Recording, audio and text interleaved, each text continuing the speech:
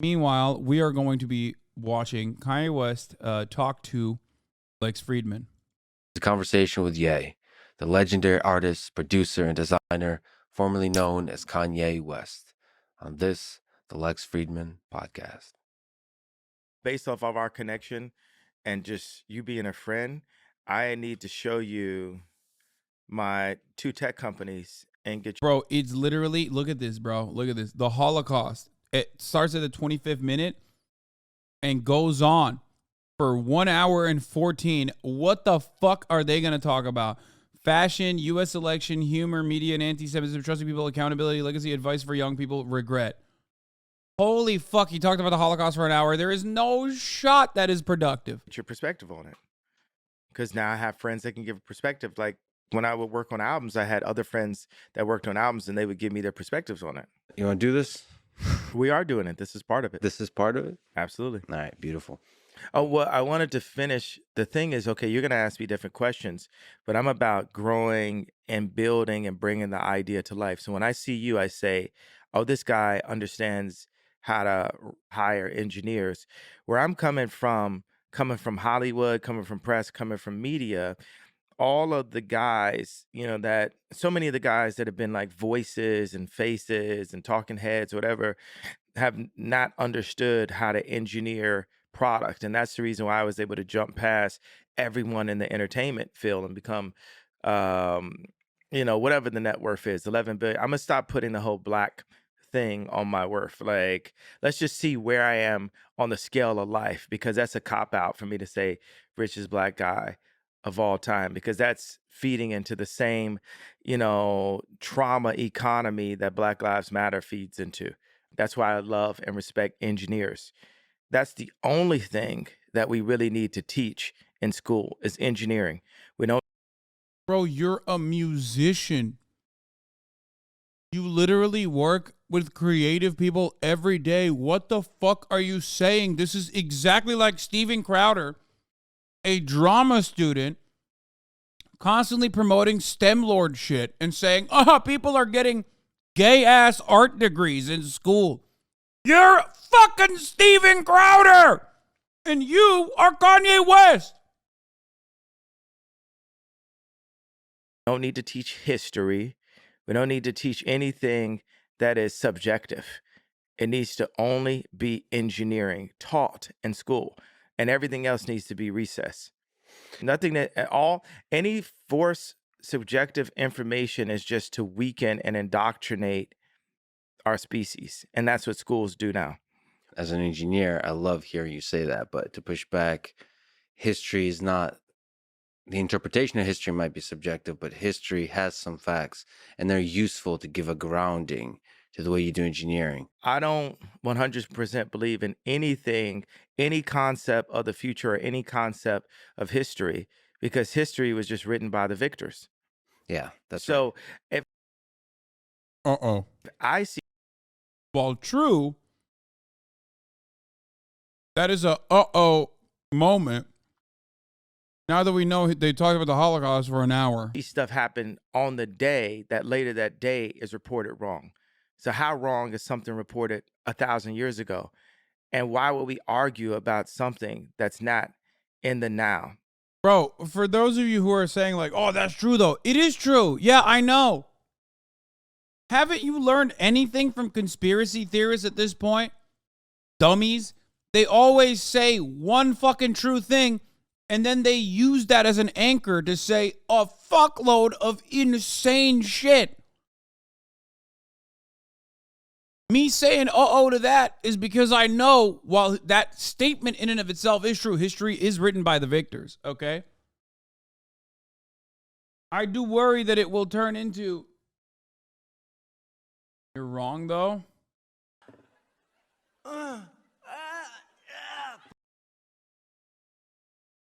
Okay, take a second off.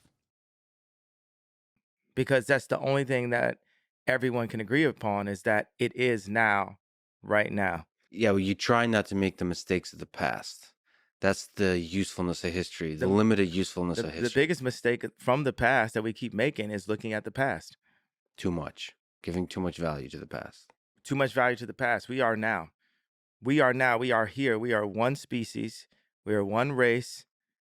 We're here, and it's time. And the leadership is changing because you have Elon as a leader, Ye as a leader, and we're the top leaders. We're more influential than the presidents.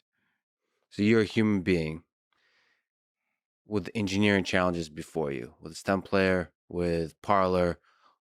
What's the hardest thing in front of you on the engineering front? That's the first sentence that any of our species needs to hear when they're born. You are a human being with engineering challenges, and I consider challenges to be opportunities in front of you. Yeah. Literally, like, let me see a piece of paper. I need to write that down. That's the beginning That's a good line. of our new species constitution. I'm gonna do the paper like He's this writing wide, manifestos, put it in bro. widescreen. This for Ridley. You. Bro, this is hilarious. Oh my God. All the STEM lords are going to love this shit. Not you guys, obviously. All you fucking STEM weirdos in the chat are obviously ones who have been introduced to the humanities not by another like STEM lord who doesn't understand this concept at all, but someone like myself. But like, I know for a fact, some of you motherfuckers in comp sci, you have friends that are Jordan Peterson fans. You have friends that are Lex Fridman fans. You're going to watch the interview and go, oh my God, I love Ye.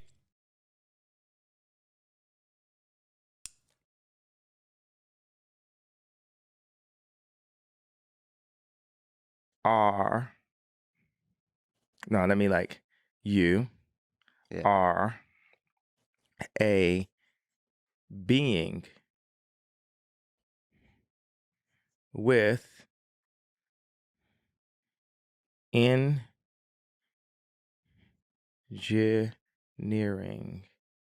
potential in human existence. It's a good line. Because who would you say is the top? It's top writer in human existence. We know who it is. That's subjective. Who's that? It's factual though. Who's that? It's like, who's the top person in tech history? It's not subjective.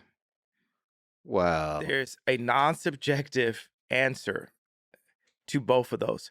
Both of those people have influenced 30% of our existence. So the influence is the main metric of greatness. Okay, one person, Yeah.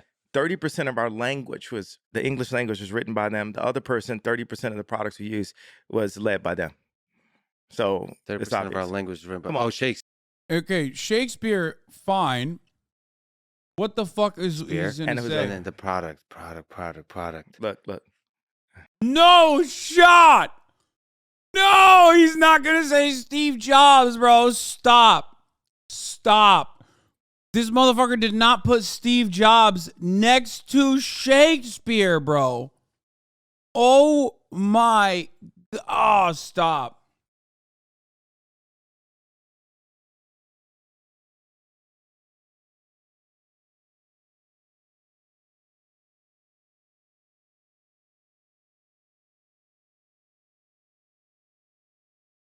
And no, Shakespeare did not invent 30% of our spoken language, obviously.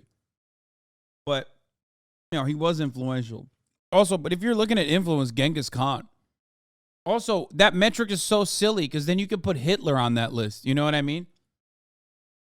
If, like, all you're looking at is, like, world-changing human beings, then anyone that's ever had an epic rap battle of history written about them is going to be on that list, good or bad. Steve Jobs. Yeah. You put Steve above, like, Elon's of the world? Because Steve is a designer, he's a designer and engineer, but he's a designer. He's a visionary in the design space. Well, I would lean to him because I'm not an engineer, right? So I'm more like. But then you're an engineer. Okay, first of all, this man correctly calling out Steve Jobs being unfairly brought up here is hilarious because he follows it by saying the Elons of the world.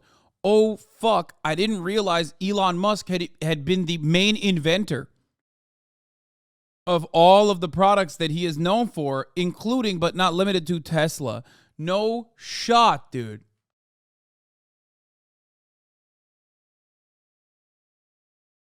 Elon Musk and Steve Jobs are closer to one another than you would think.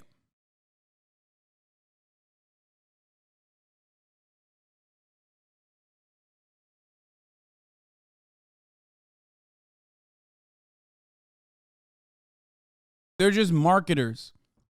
And I would say Steve Jobs is better at marketing than Elon was. For sure. And, you know, Elon is more so interested in marketing himself for some fucking weird reason. If Steve is an engineer, you're an engineer, essentially. He's a cultural engineer. Like the people who run the emotions of the world and run the world off of people's emotions right now are social engineers. And social engineering is so important, like city design. There's a fancier word for that.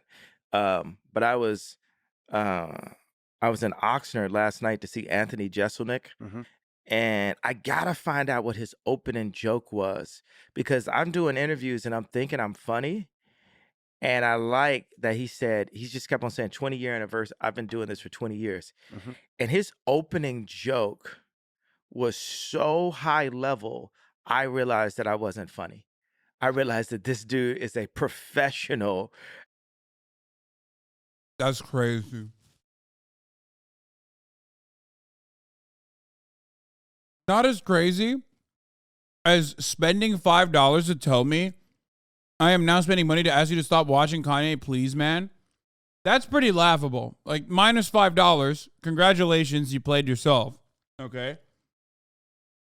You should have used that wisely on the fucking subscription at the top of the hour, especially, so you no longer see the ads that I'm about to serve you.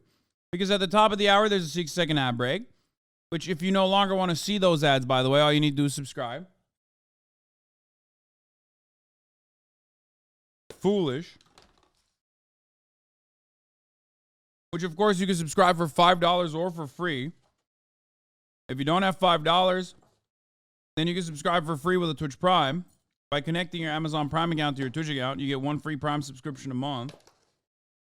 Okay? There is that.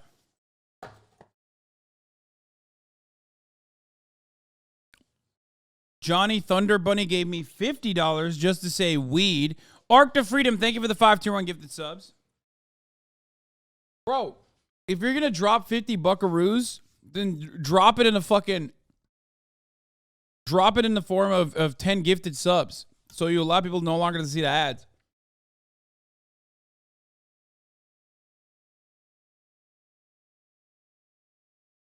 Dumb.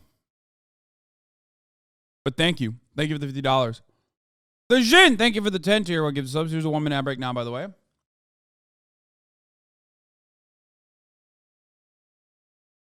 My man said weed.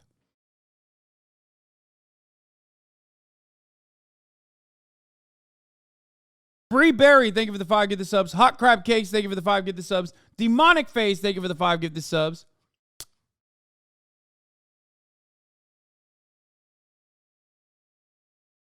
You can't write messages and gifted subs. How will they satiate their narcissistic urge? That's true. Radish 1991. 1991. Tiger Tarek. And Hasan's 350Z. I love that name. Thank you for the 10. All right, let's continue. At what he does. And so many things are subjective. I always talk about this. It's like, you know, people are arguing like, is Emily Ratajkowski the hottest, you know, person? And I'm like, that's such a subjective thing. But like, if you go. Yeah, except like you do say that about fucking. You do say that about Kim Kardashian. Woke Vile Demon. Thank you for the 5 gifted. Oh, and shoot 3-pointers with Steph Curry, it's not subjective, right? Or if you go and compare bank accounts with Elon, it's not subjective. And another thing that's not subjective, porn. What about what? Dick size. It's not subjective. You can measure. What? Ah! What? Bro, why are you going there? You say, you know what's not subjective? Pete's Davidson. 10 inches, man. It's thick too. I heard it's girthy. What the fuck's that about? I got penis on the mind, dude.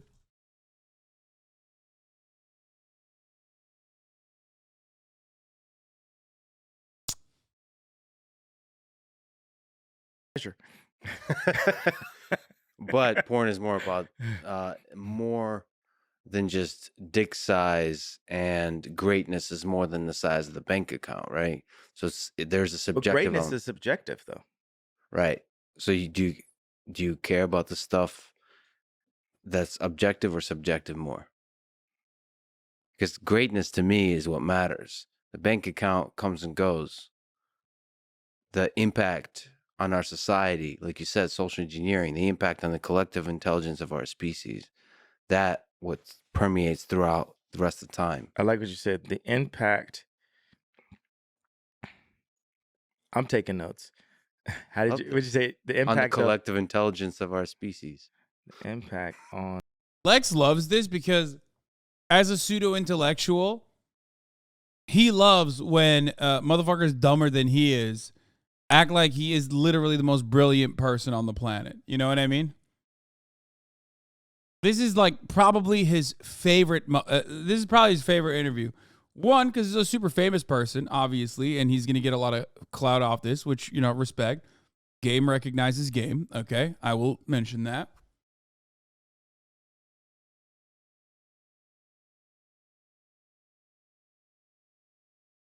I'm sorry, I'm gonna hit you with a says you. Wait, what? No, that's that. I admit that.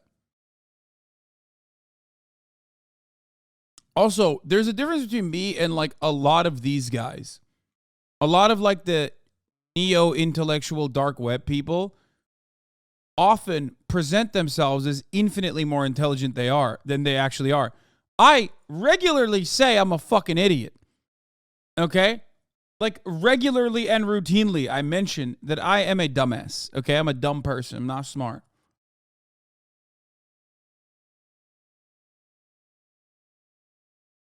Like, I don't give a shit. I'm dumb. These guys never would say something like that. They literally routinely fucking talk about how intelligent they are when they're actually not that intelligent. Samuke, thank you for the 5 get the subs.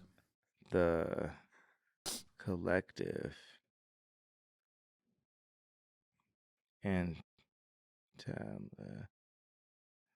When Ye is writing down the words that came out of my dumb mouth, I have made it in life. Damn, he actually just called himself dumb. Not pre-watched. There you go. There's a lot of people I was that wrong. kind of like Immediately sat rolled. through. I wanted to wear I'm rolled. He rolled me. a different color hoodie because I was just tired of seeing this hoodie in all the interviews. And there's a lot of kids that are with me. They see what I'm saying. Yeah. And they had to sit through all of the muck of all the previous interviews to get to this. Every interview has been just an emotional, it's just like been an argument up to this point. This is the first of, this is the next frontier of where our species is going to head. It starts here. It starts with you, Lex. So this is the first time I heard you say the word engineering at least so many times, which I love hearing. So this is where you're at. You're like that newborn. You're a being with engineering opportunities. Yeah. And we're all a newborn, because in Christianity we say born again. We're all newborns. And everyone can, everyone shall, I don't like the word can, shall. The engineering talk coming from someone who is in the artistic world, like Kanye West, who like routinely works with, designers, artists, fashion students, shit like that, is pretty funny because once again, there are two different yays. Okay, the one yay is like conservative, red conservative agitprop, wanted to believe it. Okay, and regularly is like claiming that it's regularly is claiming conservative values, okay? Like the typical shit, that people say like, oh man, we need the STEM field to be way more important than it actually is. Okay? He sounds like an art major that fell into NFTs and crypto over COVID and now he's preaching the tech. Yeah. Exactly.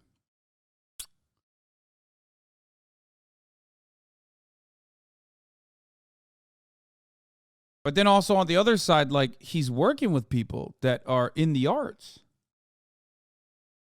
Oh, the only thing about Shell is like it kind of dictates and can kind of lets people off the hook. Mhm. So I haven't found the perfect post Shakespeare and post Steve Jobs and post Elon and post Ye and post Drake way to communicate this.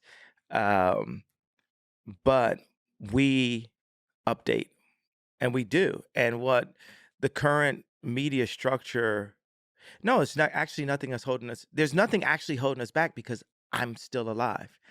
I'm still alive. I just want to point something here, by the way, because people are going to be confused by what I said about STEM.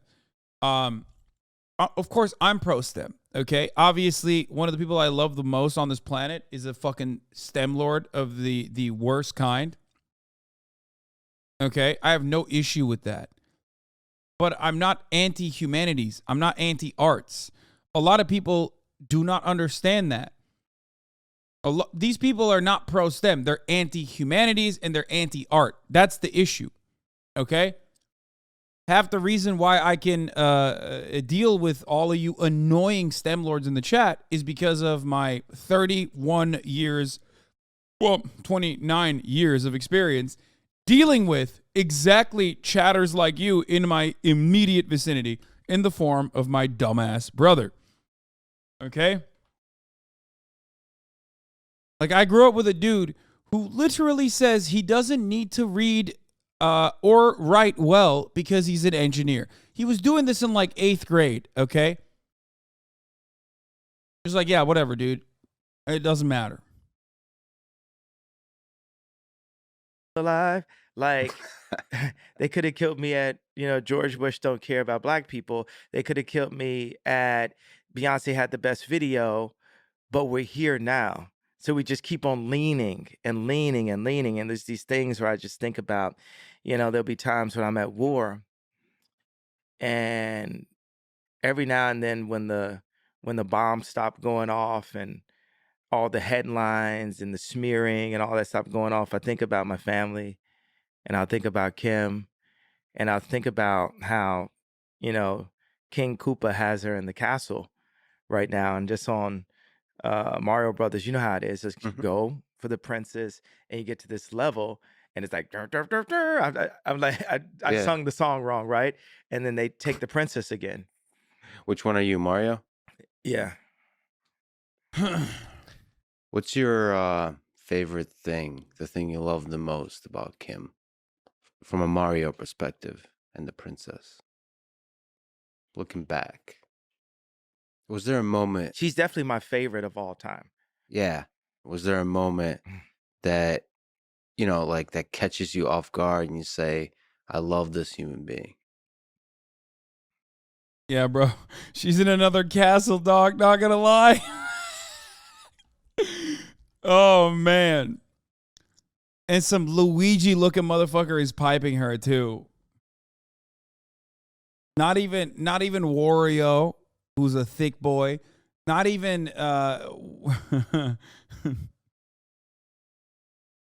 maybe Waluigi, actually. I guess Pete Davidson would be Waluigi in the situation.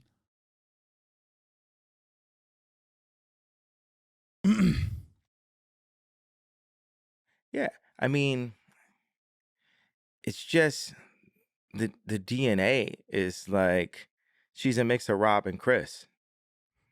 Can you explain? I mean, that's like a really high pool right there.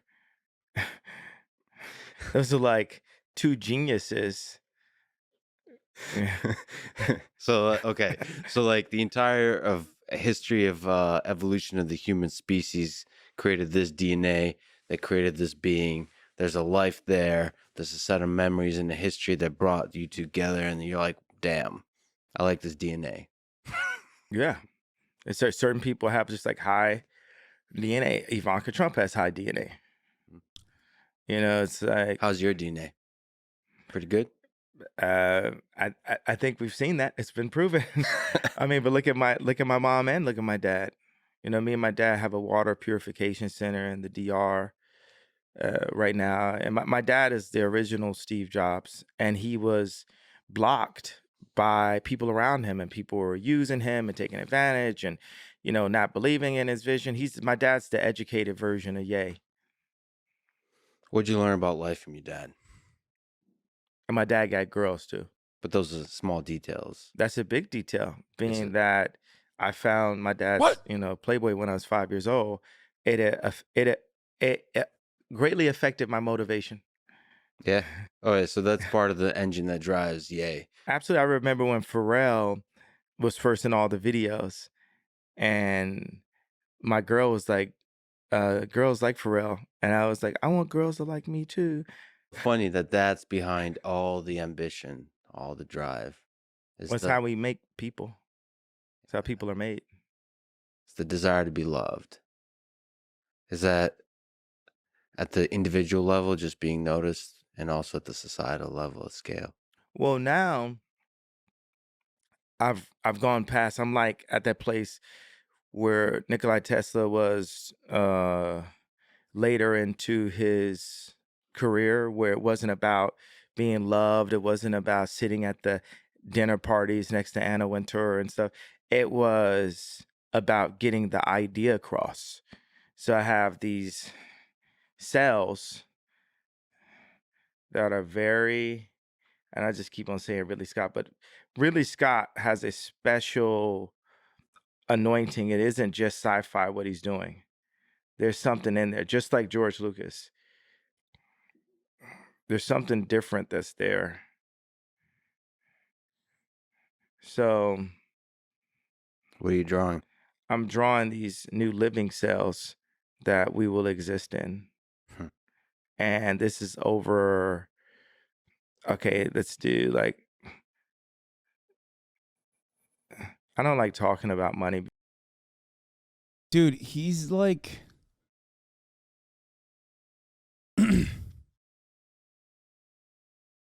he's just so self-involved. Like he's just so self-involved. He thinks he can make like crayon drawings and shit, and then people will be like, "Dude, that's brilliant." Because like man-made money anyway is like 4 quadrillion respected dollars, and then you have other forms of currency. Of course, social currency is super important right now, but this is a drawing, and it's Self-absorbed, yes. in a pretty good place now.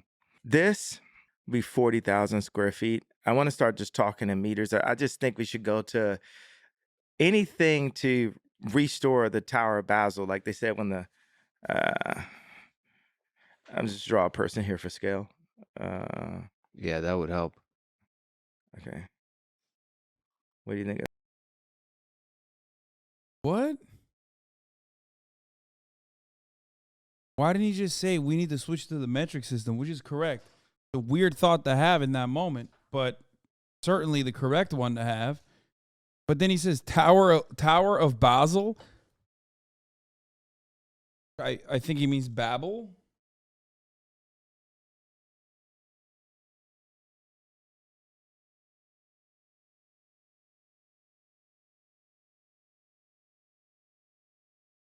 Look at that. Look at my person. See the scale in this room? All right. So Fahrenheit is not better, dude. What the fuck? It makes no sense. Fahrenheit is not better. Centigrade is better. Come on, dude. It's just so stupid. Like with Fahrenheit, 32 degrees is 0. Like that makes no sense. Fahrenheit is so fucking stupid. It's so fucking stupid, dude. Like the freezing point is 32. What does that Wait, even the dot is the mean? person? Makes no sense. Make it 0.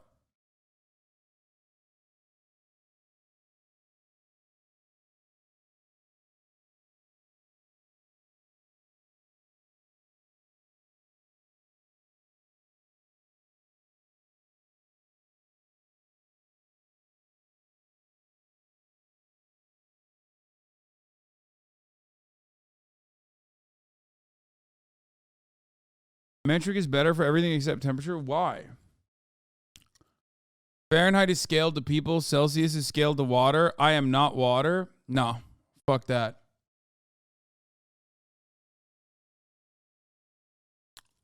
Yeah. I'm saying it's 40,000 square feet. But that would be like What the are the counter. other parts of the cell? Okay, so what it's 0 Fahrenheit is frozen brine. 100 Fahrenheit is supposed to be the human body temperature. No, doesn't matter.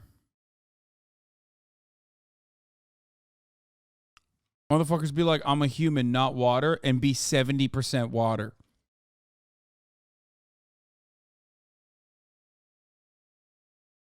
You know what I mean? It's like, dude, what are you talking about?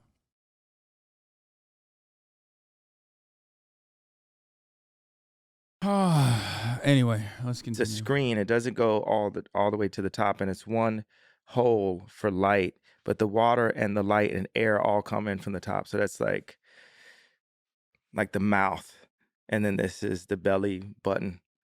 We're God's iPhone. We're his greatest creation. So this is all connected? These are all connected? Yes, I'm drawing how these other cells go next to each other. What's the vision here? Happiness. Then we talk about like what's the motivation? Like, yeah, there's a motivation somewhere in the back of my mind of my family. And if it's like where Moses smite the rock and God didn't allow him to get to the promised land, because the promised land is family. That is the promise. That is earth. I mean, that is heaven on earth is family. Family is heaven. That's the promised land. And for your family to be together. So say I smite the rock and God doesn't let me have my family back.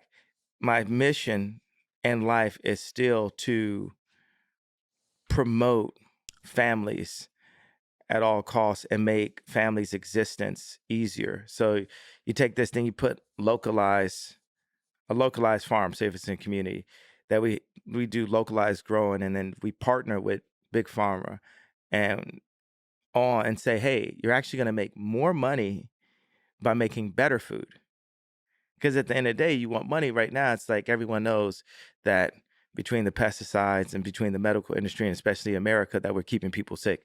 And we know that McDonald's makes food that kills people, and, Coca-Cola selling, sugar water and all this. Like, just in case I haven't pissed off enough people in power. Yeah. Okay, so You're going to piss off the sugar, anybody that's powered on sugar. Sugar, well, Sugar, What's the Health was actually a documentary on sugar. It wasn't about how bad meat was. It was like a reverse documentary on sugar. I don't know if you call it a reverse, like a sub, but if you watch it again, when they show sugar in it, it's just the sugar looks super clean. Yeah, just so like, as I state these things, I know I have protection. If I have God's protection, that's why I'm here to this date, right? So it's for me to have this platform and Why is Lex not saying, what the fuck are you saying, dude? Because it's Kanye West, bro. Or sorry, Ye. Okay? Ye. And Lex Fridman's job isn't to be like, dude, you are out of your fucking mind. His job is to be like, please continue rambling. There are going to be so many fucking clips that come out of this, okay?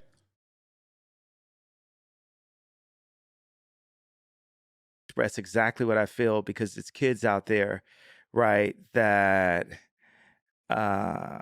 it's kids that are going to save the world through engineering and through facts. And I've got to download as much of the information and as much of don't be afraid to state your facts is the biggest thing, because the world is being ran by fear.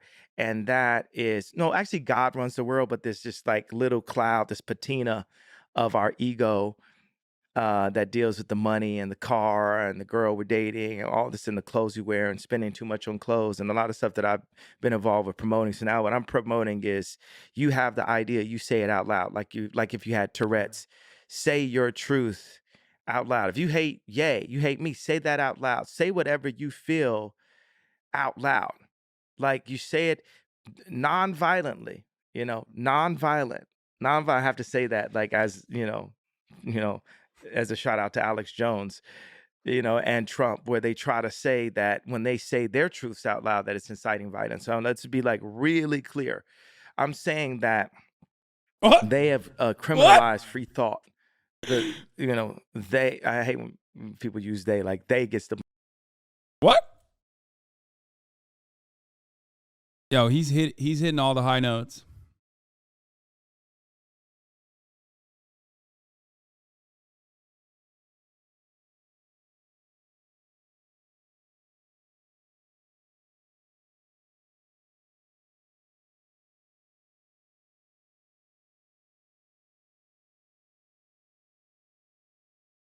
blame for everything, right? It's Yeah. always they. Yeah. Oh, who the fuck is they? Exactly.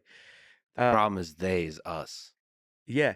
Well, I love that. What we need to do is turn I to we. So we take the responsibility and turn they to us. I mean, he says they all the time when referencing, entire swaths of the population regularly. And some of the theys are actually, when he's talking about they controlling the media. So it's weird for him to be like, man, who the fuck is they? When he's doing the they all the time. So we take accountability to us. I to we, and they to us. And that relates, it's a language at the same time. You're seeing the language of our surroundings. You're seeing the language of, one of the things, okay, let's go back to the cell explanation, because I'm also doing what's that thing when Elon just put all the information in the open and people could figure out if they could figure it out, and open source? Yeah, open source. So I'm open sourcing this idea right now so that, engineers and anointed people, anointed beings can collectively contribute to this to push our species forward. So where I've got to with my research is that there will be a hole at the top that allows natural light, natural air, and there's a constant water system. So it becomes like a water city where it's a constant flow. It's regenerative. It's not wasting the water, and it's just a constant flow. So I put the toilet really close to where this I don't want to call it a wave pool, but in the pool, the water is not still. So that exists in water. Surrounded by water. Well, the living room is you have two rooms. You have the dry room, which people would call the living room before. Bro, if you're going to go full Jim Jones, you got to build a cool compound. And then you have the wet room. How is that a source of happiness? What is broken about our world today that gives you in terms of the pursuit of happiness, which is one of the things all of our in the previous Declaration of Independence? All of our buildings are. I'm not gonna lie, even Lex Fridman's like look at his face while he's having this conversation. He's like, okay, all right, like these are cool drawings, yay. Which is one of the things all of our buildings in the previous Declaration of. Like he's like, okay.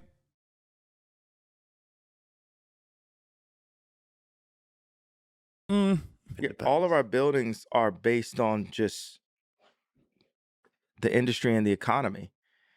And then people lean into what people are used to seeing, like what we think is attractive, because then you go back to the, women who give life.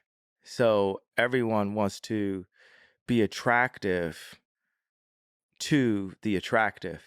And that's the reason why the media goes and gets, Bella Hadid, Kim Kardashian, Emily Ratajkowski.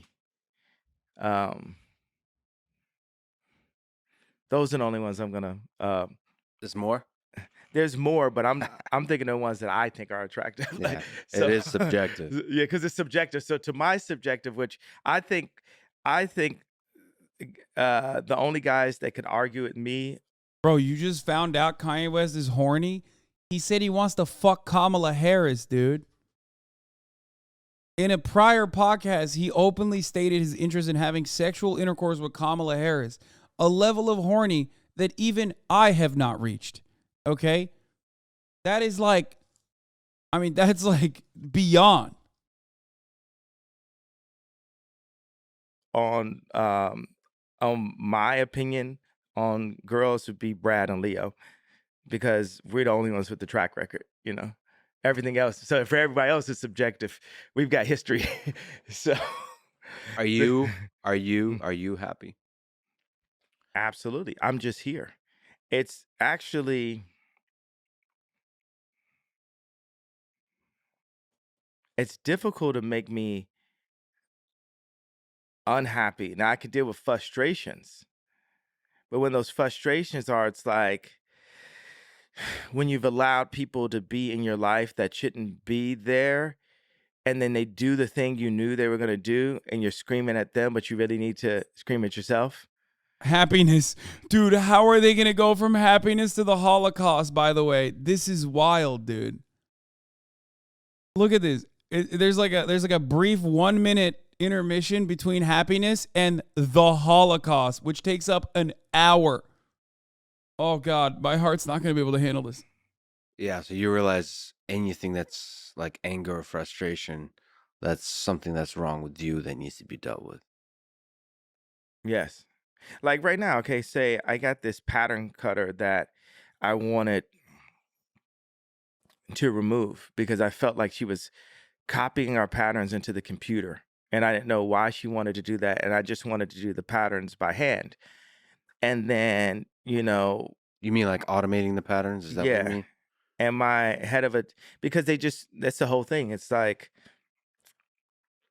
it's a war of human beings and robots. It's Yeah, like, but that makes it more efficient, right? You don't like the efficiency. You like the creativity of the singular nature of the pattern.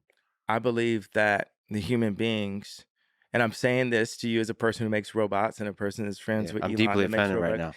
now, Yeah. but I'll let it go. It's Okay. good. So yeah, I believe that Ye hates robots. I'm not gonna put that out there. It's a joke. robots have feelings too. Yeah, that's right. That was also a joke. We need to clarify that for future robots. But the pattern cutter, you don't like that. That had to be that. That's you can't have that part of your life. That's not what my everything that I'm doing is for the sake of the human race.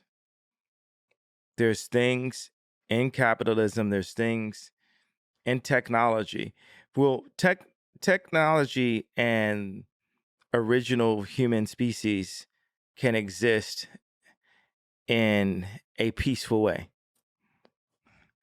as long as the people that know how to make robots aren't using their robots to control the humans. Lex? It definitely is something you have to be concerned He's like, come on, Lex, tell me what's going on. How are we getting to the Holocaust? Oh my God.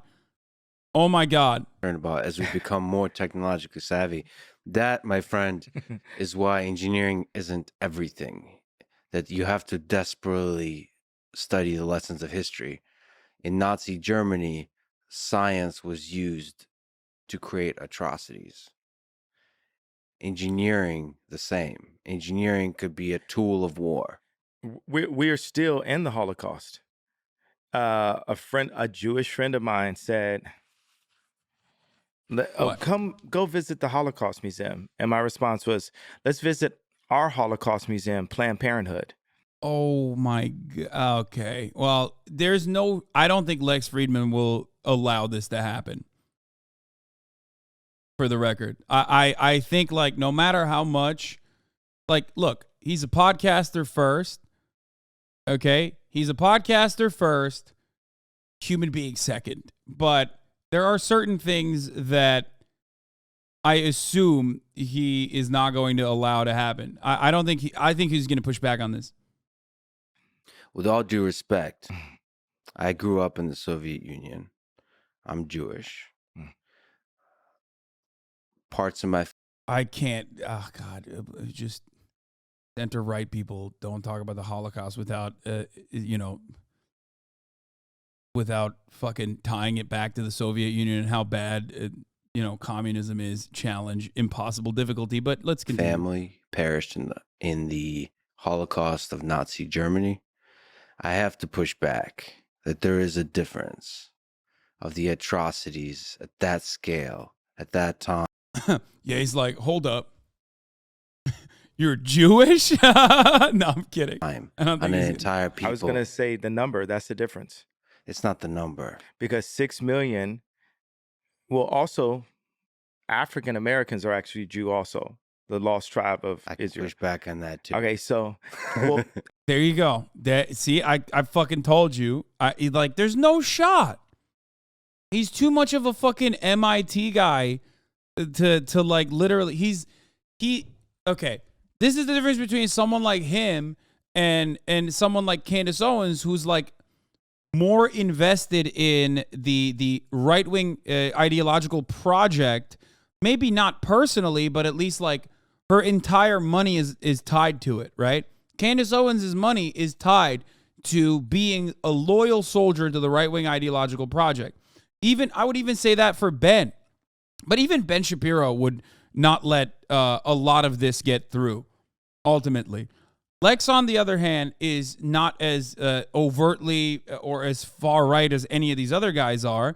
He is supposed to maintain this, center right, but definitely like his portrayal of himself is like, I'm a centrist type perspective. He's too MIT to just like let this shit slide. everyone came from Africa. I am African. I'm basically African American. We're brothers. And we're both Jew, and we're brothers. So we're human. 6 million people died in the Holocaust, over 20 million. Okay, so he's trying to push away by being like, we're both brothers. When he says we're both Jew, he's like, well, I'm going to push back on that, but we're both brothers. Have died by the hands of abortion. And the media promotes the my body, my choice, which is actually still a promotion for Planned Parenthood. 50% of Black deaths a year is actually abortion. It's not the cop with the knee.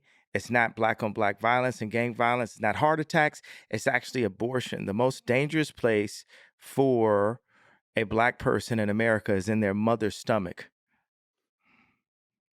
There's 900 to 1 million abortions in the United States a year. I hear you. But there's something about the rape, the torture, the murder of children, women, men, the complete humiliation and just the suffering that was endured during World War II. That's what we deal with on our TVs right now with Black people. Soros would use Black trauma economy to win an election. And what I love is having a healthy conversation. And as opposed to, there's certain things, boom, this drops, people going to have pussy hats on. Boom, this drops, it's going to be, Black people and white people with signs. Boom, this drops. So, hey, China, hey, left agenda, hey, what we're going to do is say that our species can have a healthy conversation. Can I just linger on this? Because when you say Jewish media, there's a echo of a pain that people feel that reminds you're saying it's redundant, right? No. No, man. He's not saying that. What the fuck did he think was going to happen? Oh, no. Dude, he's like, okay, what the fuck? What did Lex Fridman think was going to happen in this conversation? He said, you think it's a redundancy. No, I'm not saying it's redundant. I'm saying it's redundant. You're saying it's redundant. It's a redundant I'm saying statement. it's something I'm saying that it's something that Joseph Goebbels, the propaganda minister of Nazi Germany, said. I'm saying it's been said so many times in order to murder and torture. I don't know. I think like Kanye was geared into thinking that like maybe by Elon or something that like this was going to be like a very positive interview or something. Okay. And I think that like he's just not aware I think like he's still at this stage unaware that Lex Fridman is pushing back on what he is saying. This is the first time that I think Kanye West is having like a genuinely contentious conversation.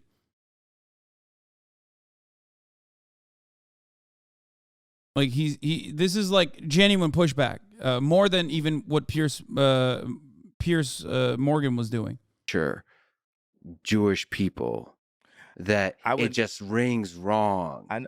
And that's the just thing. like the N word when spoken by people that have the same skin color as me. It reminds people of a very dark time. I know. If Jewish people would accept that I'm Jew, then they would see what I'm saying in a different way. They would hear it in a different way. But see, the people, you saying you're Jewish, that... No, I'm Jew, not Jewish. Jewish means like that of a Jew. I'm saying I'm Jew. You're a Jew. Blood of Christ. That Orthodox comes from, Christian. right. But are you a follower of the philosophy of the Black Hebrew Israelites? Because that's where the idea comes from. Not all of those folks are extremists, but some are extremists. I'm a follower of the idea. I have a vague idea that all people came from Africa. But what I wanted to do... Yeah. Now, okay. What? Now I could Andy Kaufman this about 7 more minutes, and then tell you what it is. What the whole point is. Let's count 7 minutes. No, do less. I did this to do a spoiler alert. Sure, spoiler. What's the first thing I said at the beginning? We're talking about engineering and humans. We're all human. I said, and then what did I say we shouldn't focus on? Race. Not just that. I said they shouldn't teach this in school. History. The history, because what they do... Oh, no. Remember when I spoiler alerted and said, oh, no, when he said history was written by the victors? And then there's an hour-long conversation about the Holocaust? Last week when we watched one of the interviews, the first time we went in at Drink Champs, I said, the one part that Kanye has not tied yet, the one note that he has not hit yet is Holocaust denial, which he's like teetered on by, making references to it and only like kind of hand waving away and be like, the real Holocaust is still happening and it's happening to like black babies inside of mothers' wombs or whatever. Which is like, pretty bad. Uh-oh. What schools are doing is exactly what the CIA does with Pixar films and Disney films. They make Bambi's mom die in the beginning, right? And off that pain comes a purchase of ice cream. Off that pain comes, I need some more toys. Off that pain comes, I need a bigger house. Off that pain comes, I need more girls than my wife. Off that pain comes, so they put that pain in to make us, now we're the orphans of capitalism, to make us be consumers. And we need to be a community, not just consumers. So I could have went another 7 minutes by being a person who presents himself in a way that says, well, I don't have to feel your pain because I also have pain too that's not being recognized. And in every interview, when I say, well, why did I get to the point of putting up the tweet? No one wants to understand why I got to that point, right? You had pain. You had pain. Yeah, but no one... pain in your heart. But let's say this. Undoubtedly, Jewish people have a lot of movies about that pain, and Black people have a lot of movies about the pain of slavery, right? It's almost impossible to find a movie about Mansa Musa. When you go to the African History Museum in Washington, D.C., it doesn't start with the idea of Africans being kings. It starts with the idea of Africans being slaves. But here's another... Okay, this part is actually not wrong, even though what he's about, like the point that I assume he's going to launch off of is going to be weird. Look, no. Chat is way too fucking Caucasian to understand the point that he's trying to make here as it pertains to like Black works of art. Like part of it is, and I myself am very Caucasian as well, obviously. But part of what he's trying to say here is that, and I think it's pretty obvious. Like, there's a reason why Black Panther was seen as a massive success, and it had like a pretty solid cultural impact on people, even though it was a Marvel movie, right? There are rarely ever like Black stories that focus on Black success in general. Even if it focuses on Black success, it's not exclusive to Black success in a Black way. It's always Black people succeeding in a white world.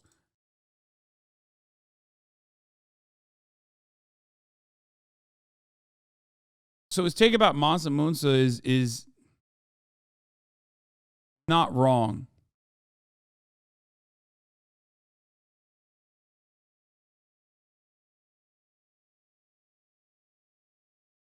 I think. I'm trying to be as charitable as possible to what he's trying to say, which, by the way, he will inevitably ruin, and also, somehow tie back to fucking Jewish people or something. But yeah. Another interesting point about this was said to me one time and it stuck with me as a family member of mine. With Africans, how many times you've heard like a rapper, talk about we were kings? That's incorrect if we're Jew. If we're Jew, and since we weren't the kings. We were the slaves that Moses freed. Africans have always said, you've listened to rap music and hear Black people say, we kings, we blood of the. Bro, what the fuck? Okay. Like he just shot across at like Black Israelites and Hoteps. He countered it, but then also, dude, his brain is so strange, dude. The things that he says, like as Felix Biederman also correctly pointed out last week, he was like, he is somehow arrived at an anti-Black form of like Black Israelite theory, a theory that revolves around Black supremacy. Okay? Which is odd because he's like, it just doesn't make any sense. What he's saying I feel like I'm losing my mind a little bit trying to comprehend what he's trying to say. Pharaohs. And if we are Jew, then we weren't. We were the people that Moses freed. And when we talk about, have you heard Black people talk about 400 years of slavery? Mm-hmm. All right. That is and we're having this history lesson, right? I thought history doesn't matter. You're exploring ancient history and drawing deep wisdom from it. And at the same time saying we need to forget all of it. We need to put that behind us. Absolutely. We need to forget it and we need to move forward. There's so much wisdom to draw from history, even the 20th century. Look at this, communism. Without the lessons of history of the 20th century, communism sounds like a great idea, except that some of the worst atrocities conducted by Stalin and Mao that killed 50, 100 plus million people, not just killed, tortured, starvation, where people, cannibalism, they ate each other, they ate their children. There's just dark people should read some books on this, on the Holodomor in the 1930s. But I disagree. With that lesson, we would, and now it's becoming more popular. Marxism and communism. I'm not disagreeing that happened. I'm disagreeing that we need to harp on the things that happen, because the truth is, I'm giving a fact. 50% today of, let's say you don't call Black people Jew, right? Black people's deaths today is abortion today, right now. Like that, it's not racism. That's too wide of a term. It's Kanye West is doing Holocaust revisionism by comparing the Holocaust to like abortions, okay? A consensual medical process between a consenting adult who has full bodily autonomy that is being informed by their doctor, okay, providing a medical service to the Holocaust. That is an insane comparison to make. Why the fuck is Lex Fridman being like, bro, you know what's really fucked up about what you're doing with this Holocaust revisionism? Communism and cannibalism that happened under communism, which led to 100 million deaths. What the fuck is happening in this convo? Just stick to what he is saying. He's like, bro, I get you. He's like, listen, I get what you're saying. I hate communism. You should hate communism. I hate it. That's kind of right wing. Come on, dude.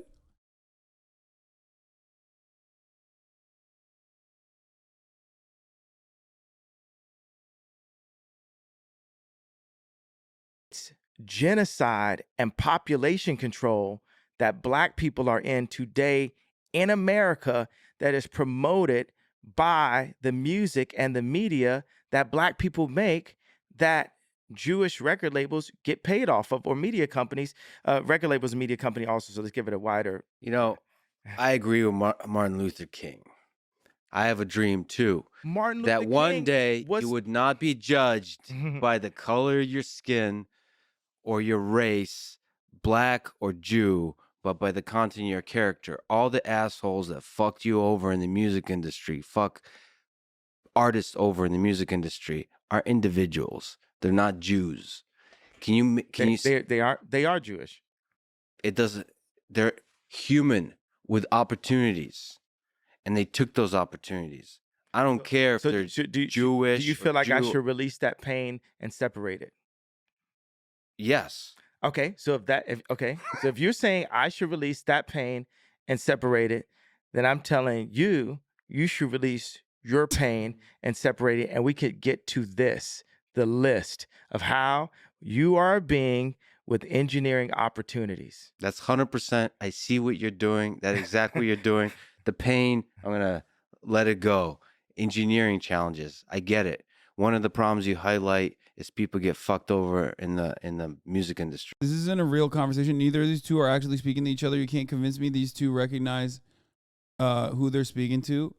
I mean, I think Lex Fridman has conflicting interests in this conversation. On the one hand, he wants to push back on the obvious Holocaust revisionist takes. He wants more clarity on the anti-Semitism, maybe address it, maybe counter it. But on the other hand, he also wants to continue having a 2-hour-long podcast. So those two conflicting thoughts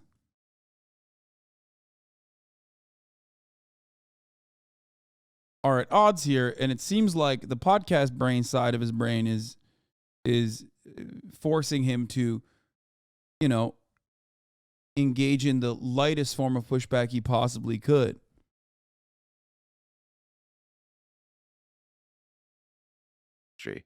And get fucked over in the media, get fucked over all over the place.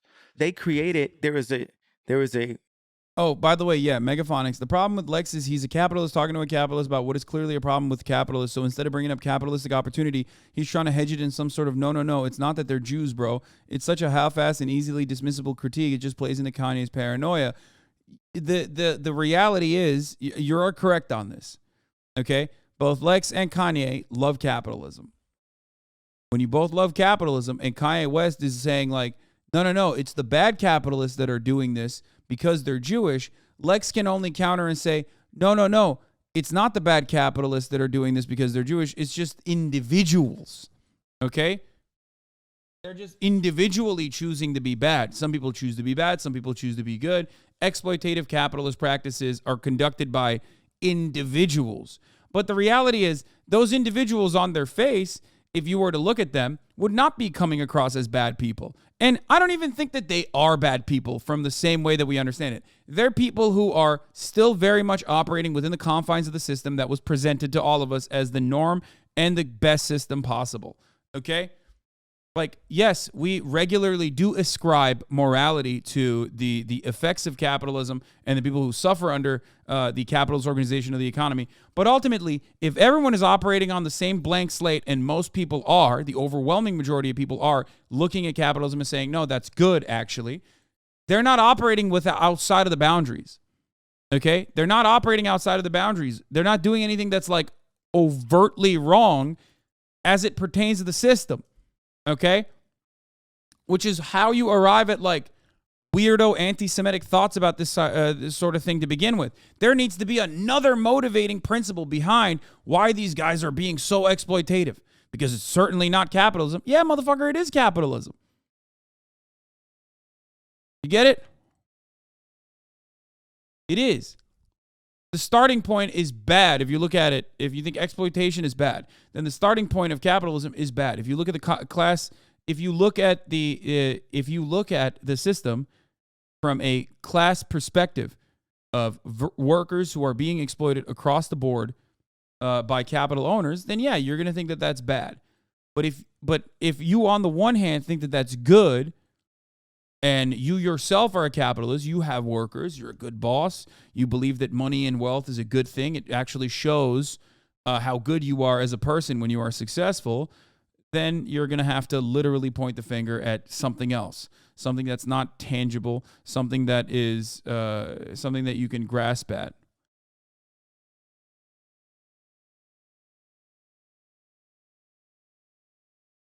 Jewish trainer that brought me to the hospital and put in press that I went to the hospital. I know friends that off of exhaustion, a Jewish doctor, they diagnosed Why do you keep saying Jewish? because they were, right? Diagnosed me with bipolar disorder and shot me with medication and put me on medication, then put it in the press. And every time, even if I wore the wrong color hat that a nigger is not supposed to wear, right? Then they immediately say he's off of his shit, he's off his meds, he's off his rocker, and it's literally used as a scarlet letter control mechanism for the people. Understand the kids, the colleges, the high schools. What do you think they put me right now? They put me as the prophet, not the leader. It doesn't have to be the leader, right? Because Holy fuck, bro. His mania goes crazy.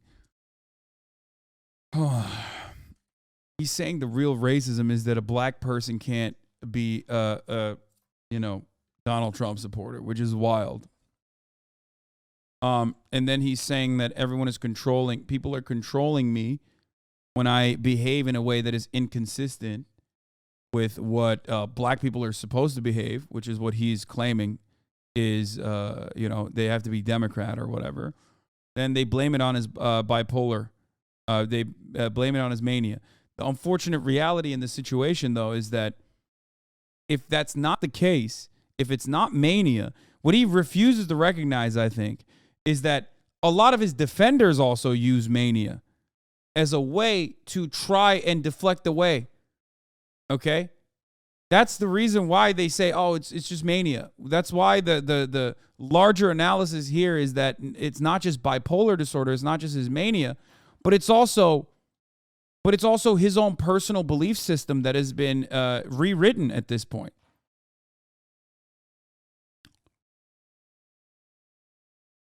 Okay? His mania might have opened the door up to him believing in, like, as a vulnerable person when he was in a vulnerable mental state where he was looking for any kind of defense, any kind of support he possibly could. I think people took advantage of that and basically rewired him, okay? To believing in these like weird conservative takes, insane conservative takes that go all the way to fucking anti-Semitic conspiracies.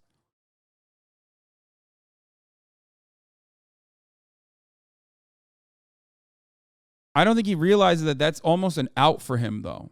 Like, he's like, oh, no, people blame it on my mania. It's like, yeah, people who defend you also blame it on your mania because they're not upset that you're a black person wearing a red hat. They're upset that you're wearing the red hat. They're upset that you're defending right-wing conspiracies. He cannot comprehend that because he can't see anything that is not immediately in front of him. He is so narcissistic that the only way for him to fucking process information is by how it impacts him personally. He doesn't think about like anti-Semitism as a larger concept. He doesn't think about like defending conspiracy theories or being this like unhinged right-wing psychopath as a concept. He only thinks about it as like, I said these words, which are true because I'm the prophet, and people responded to it in a negative way, and they didn't respond to it in a negative way because the words I said could have ever been like wrong, because everything I say is correct. Okay? They responded for some other reason, and that other reason must be the top of the hour ad break, because at the top of the hour, there's a 60-second ad break. Okay? And if you no longer want to see those ads, all you need to do is subscribe, which you can do for $5 or you can do for free with the Twitch Prime if you want an uninterrupted broadcast experience. That was a 10-10. I geared you up so fucking hard, only to let you fucking fall through that little trap door underneath, okay? Pow! Opened up the trap door. Hey, Diabeto! That's a funny name. Thank you for the 5, get the subs. And Leo Man 1-2. Thank you for the 5, get the subs as well.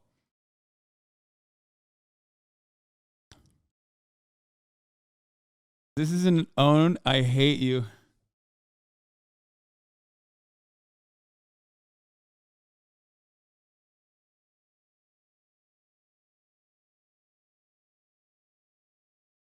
Yeah, I mean, here, AG Blatt, you are correct. I love how it's unfair that a black person can't be a Trump supporter without being manic, according to Kanye, but a doctor can't be Jewish without being part of a global conspiracy against them. Yeah. Kamana, thank you for the 5, get the subs. Here's the one I'm going to ad break now, by the way. Serving it now. Let's continue. The rating system has turned you on the competitive side of your brain and has turned you into a monster. Yeah.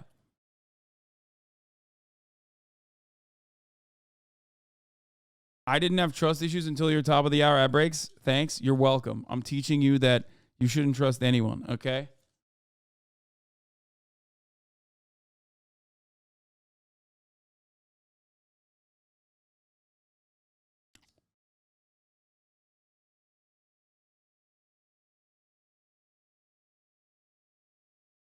We need a more intelligent Where's the person bot? to be the 452 chatters rated this ad segue an average of 9.06 out of 10. Let's fucking go, dude. Woo! That's a good segue. That was a good segue. Highest of the day.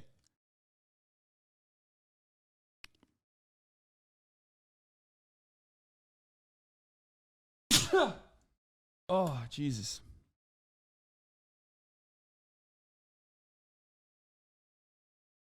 We have to stop discussing his mental issues at this point. Racism is not symptomatic of BPD. This is harming people who are truly going through manic episodes. I have BPD, and I don't go off on some racist shit. No, I understand that. I mention that regularly. But I do think that his vulnerabilities have opened up. His vulnerabilities have certainly allowed people to take advantage of him in a way that, like, in a really fucked up way that he just now personally believes, especially paired up with his like narcissism. It's not BPD, by the way. BPD is borderline personality disorder, usually. And that chatter's talking about bipolar disorder. BPD is borderline personality.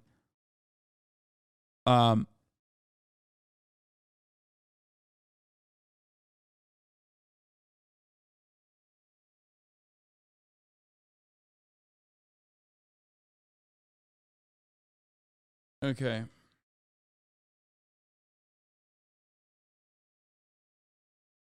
The grifters did what the grifters do, take advantage of the vulnerable. Yeah, but you know, they jumped on someone who has a massive podium to spread these ridiculous conspiracies off of. And now, you know, we're living in the consequences of it. the leader. But at least, right, they put me as the prophet. They put me as the only person that would say this. And I'm just saying that was 4 Jewish members that controlled my voice, because for the fact that 90% of black people in entertainment, from sports to music to It's just, I'm sorry, man. It's fucking crazy. It's crazy that he doesn't see that like this is exactly the same as anti-black racism, which he has also experienced in his life. Like when you say, well, like racist people don't just exclusively assume racist thoughts or have racist thoughts for no reason other than, that's just what they learned. They oftentimes will try to rationalize it, like 1350. They try to rationalize over policing black communities with the 1350 cyclical argument. They try to rationalize it by saying, Andrew Tate has even said something like this, where it's like, oh, well, if I've only been attacked by a black person, well, let's say not black, but purple. That's what he said, if you remember that fucking famous video. It's like, if I've only been attacked by black people, if I've only been robbed by black people, then of course I'm going to be afraid of black people. Like that's Andrew Tate's, justification for racist anecdotes, racist points of view, having a racist point of view. Does he not realize that this is the exact same justification? Like, oh, well, it's Jewish people that fuck me over in my immediate life, so I'm just going to keep mentioning that they're Jewish and keep saying that I'm going to go DEFCON 3 on Jewish people. Well, then, yeah, you're doing the same exact thing. Acting are in some way tied into Jewish business people, meaning that in some way, just like if Rom is sitting next to Obama or Jared sitting next to Trump, I gotta pee. I'll be back. A Jewish person right there controlling the country. The Jewish people controlling that who gets the best video or not, controlling what the media says about me. It's a person, not Jewish. Let me just say one thing. But they are, though. That's the only thing. It just so happens that they are. It just so happens that they are. That doesn't mean that I hate them. Yes, that just means that they are. But it's a dog whistle. Two, let me just say, as I would love to add more love to the world, I would love you to do that as a person with a big voice, with a big, powerful voice that a lot of people look up to. And when you say Jewish media, it's funny how this world works that way. When you say Jewish media or Jews are controlling the voice of black artists, black people, black artists, you say that... Am I not allowed to say it out loud? You can say it. There's a large number of people that are hurting and have anger and even have hate in their heart when they hear Jewish media. That hate starts being directed towards the Jewish people. Do you acknowledge that? Do you understand? Can you feel the hate in the world? That's when that comes to the surface when you say stuff like that. Okay, I feel that when we go into therapy, my dad was a therapist, and obviously I've got some therapy skills myself. A lot of people, my music is healing. Oh yeah. These type of spa-like existences are healing. That's like identical to Kanye West, identical to Donald Trump, by the way. Like, my uncle was in MIT. I got some of it through osmosis. Yeah. When he said, I got some of it, I thought he was going to say, like, I need some therapy myself, as you can see. He's like, nope. He's like, my dad was a therapist, so, I'm also naturally gifted as a therapist. Healing. The color palettes I use are healing, and we can use healing words, right? What I really feel I feel that there's no accountability and no responsibility on Jewish people in media to at least start with owning up with the facts of what's dealt with and tell me if I say the facts out loud, to the point of Ari Emanuel writing a letter in the Financial Times trying to take food out of my children's mouth, telling people that they're not allowed to work with me. Even Chris Como or Pierce Morgan getting me to apologize and separate Jewish business people from the families of the Jewish business. I don't think he realized Pierce Morgan was like kind of doing him a favor a little bit.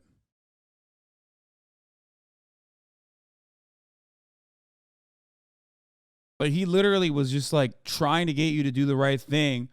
And when you failed to do so, when you refused to do so, he was trying to make it seem like you were actually doing the right thing when you weren't.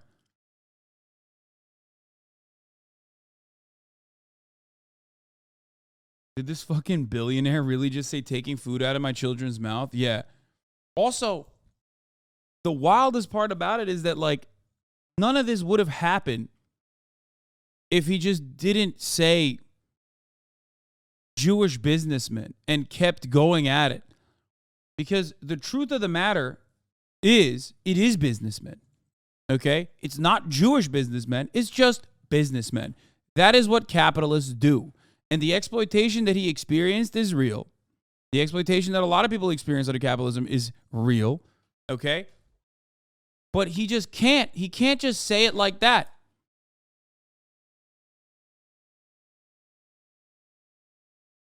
He has to say, oh man, it's Jews, Jewish people. Yeah, of course people are going to get mad at that because that is anti-Semitic.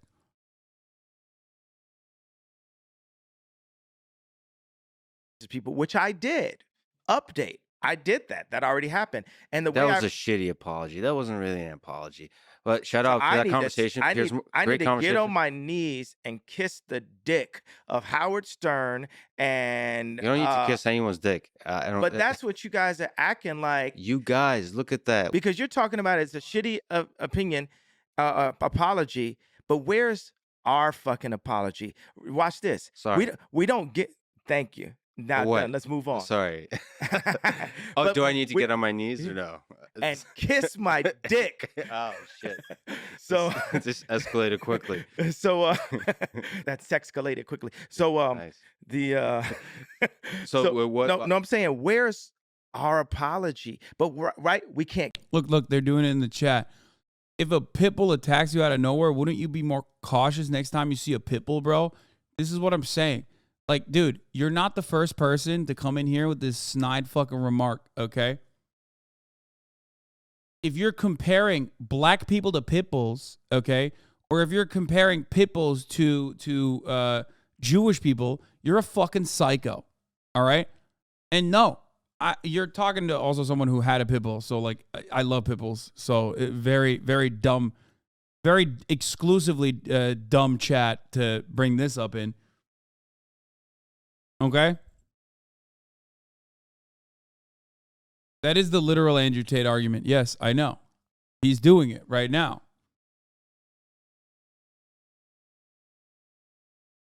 Even with pit bulls, of course, it's all about the owner. It's all about the lack of training.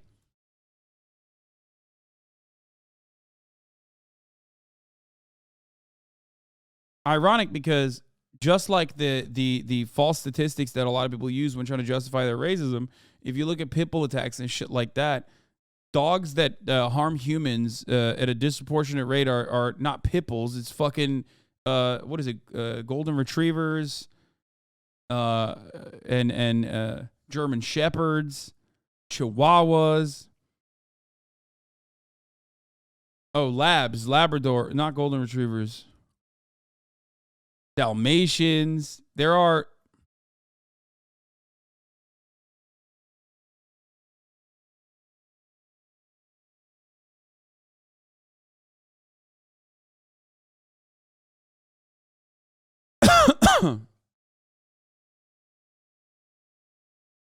Mr. Worldwide is hurting people. Yeah.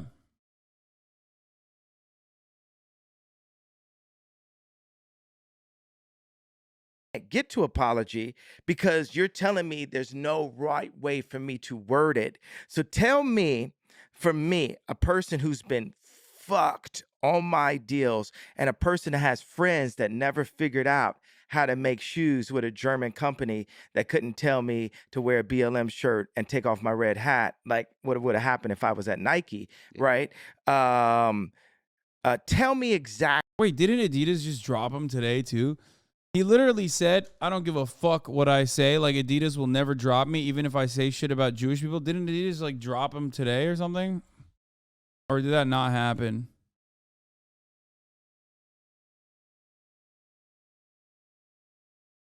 Oh, no. Never mind. He's just been dropped by CAA, and they're still putting pressure on Adidas.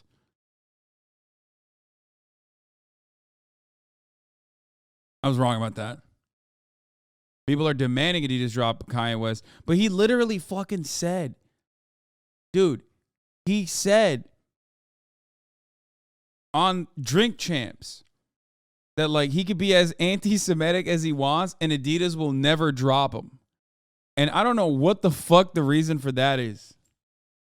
What is that?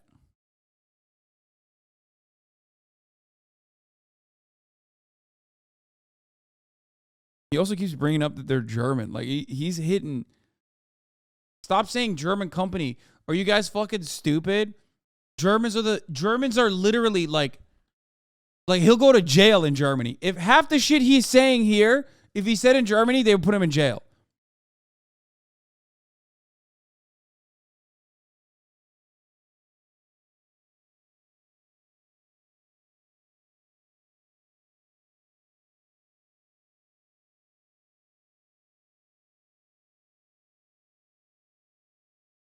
Germany does not fuck around with that. Germany is like, for understandable reasons, very aggressive about any kind of like Holocaust revisionism.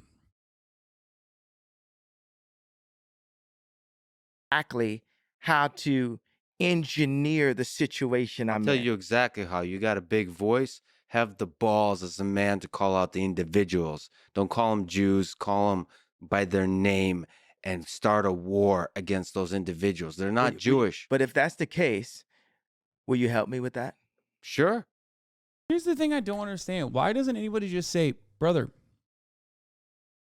there is no like secret Jewish council meeting or some shit where they're like, where every Jewish person is like learning to behave a certain way.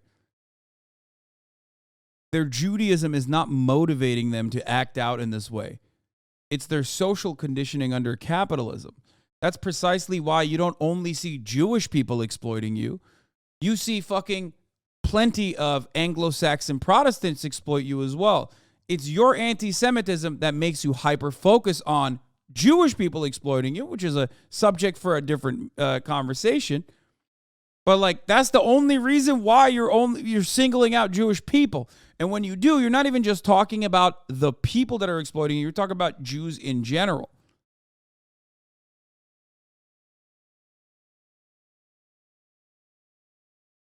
Okay. 100%. Assholes are well, let me like flip that too. I don't understand the industry well. I see that people are fucking people over for sure. But how do you solve that? If you right now run the world's you're doing a million things, but say you ran also a record label. I have ran a record label. Well, I've been ran by a record label where I was the face of a record label and had Big Sean and different people complaining to me, and I knew fuck about running a record label. I was simply just a talented It's producer. gonna be like Big Sean, another guy with a big penis. Hate the guy. A lot of guys with big penises on my mind lately. Producer and an influencer Yes. that then started good music, but I wasn't the one running good music. How would you do it differently? This is something I propose. I would look at the top 10 execs in 3 fields: in sports, film, and music. And I would look at the top 10 clients, participant, talent. I would look at the top talent in each of those fields, the top 10 of them. And some of them are going to be Tom Brady. Some of them are going to be Taylor Swift. Some of them, they're not all going to be black, right? Some of them will be Adele, right? And we'll look at all their contracts transparently, and we'll compare the notes and re-engineer like it's a new constitution. Yeah. Because when I told my dad when I was 19 that I was going to get into the music industry, he begged me not to. He said, I heard it's treacherous. Now I'm in a position where I've been through it. I saw it. I went out, made some money somewhere else. I saw my name get smeared. I saw my family get destroyed. I saw my reputation get destroyed. And I'm back here to have this I'm back here as a being with engineering opportunities. So wait a second. If you say it's a shitty apology, what is the version of the apology short of kissing Howard Stern's dick? I don't think anyone wants to kiss Howard Stern's dick. That's the first whole of all. point, Howard Stern. Nobody wants to kiss your dick, so shut the fuck up. I said, by the way, I'm antagonizing you, Howard Stern. I used to be a fan of you. Yeah, me too. Yeah. Yeah, me too, for the record. Not super big fan, but like, you know, I recognize his space in a field that I'm also kind of in as well. But he's such a fucking petulant little lib, dude. He's a pestering lib. God, he is so fucking annoying. He's like, I love Hillary Clinton. I love Hillary Clinton. For those of you saying radio, what I do is literally the internet version of what, and I've said this time and time again, what Howard Stern has done and what even, you know, Rush Limbaugh has done. And it's just my ideology is dramatically different, but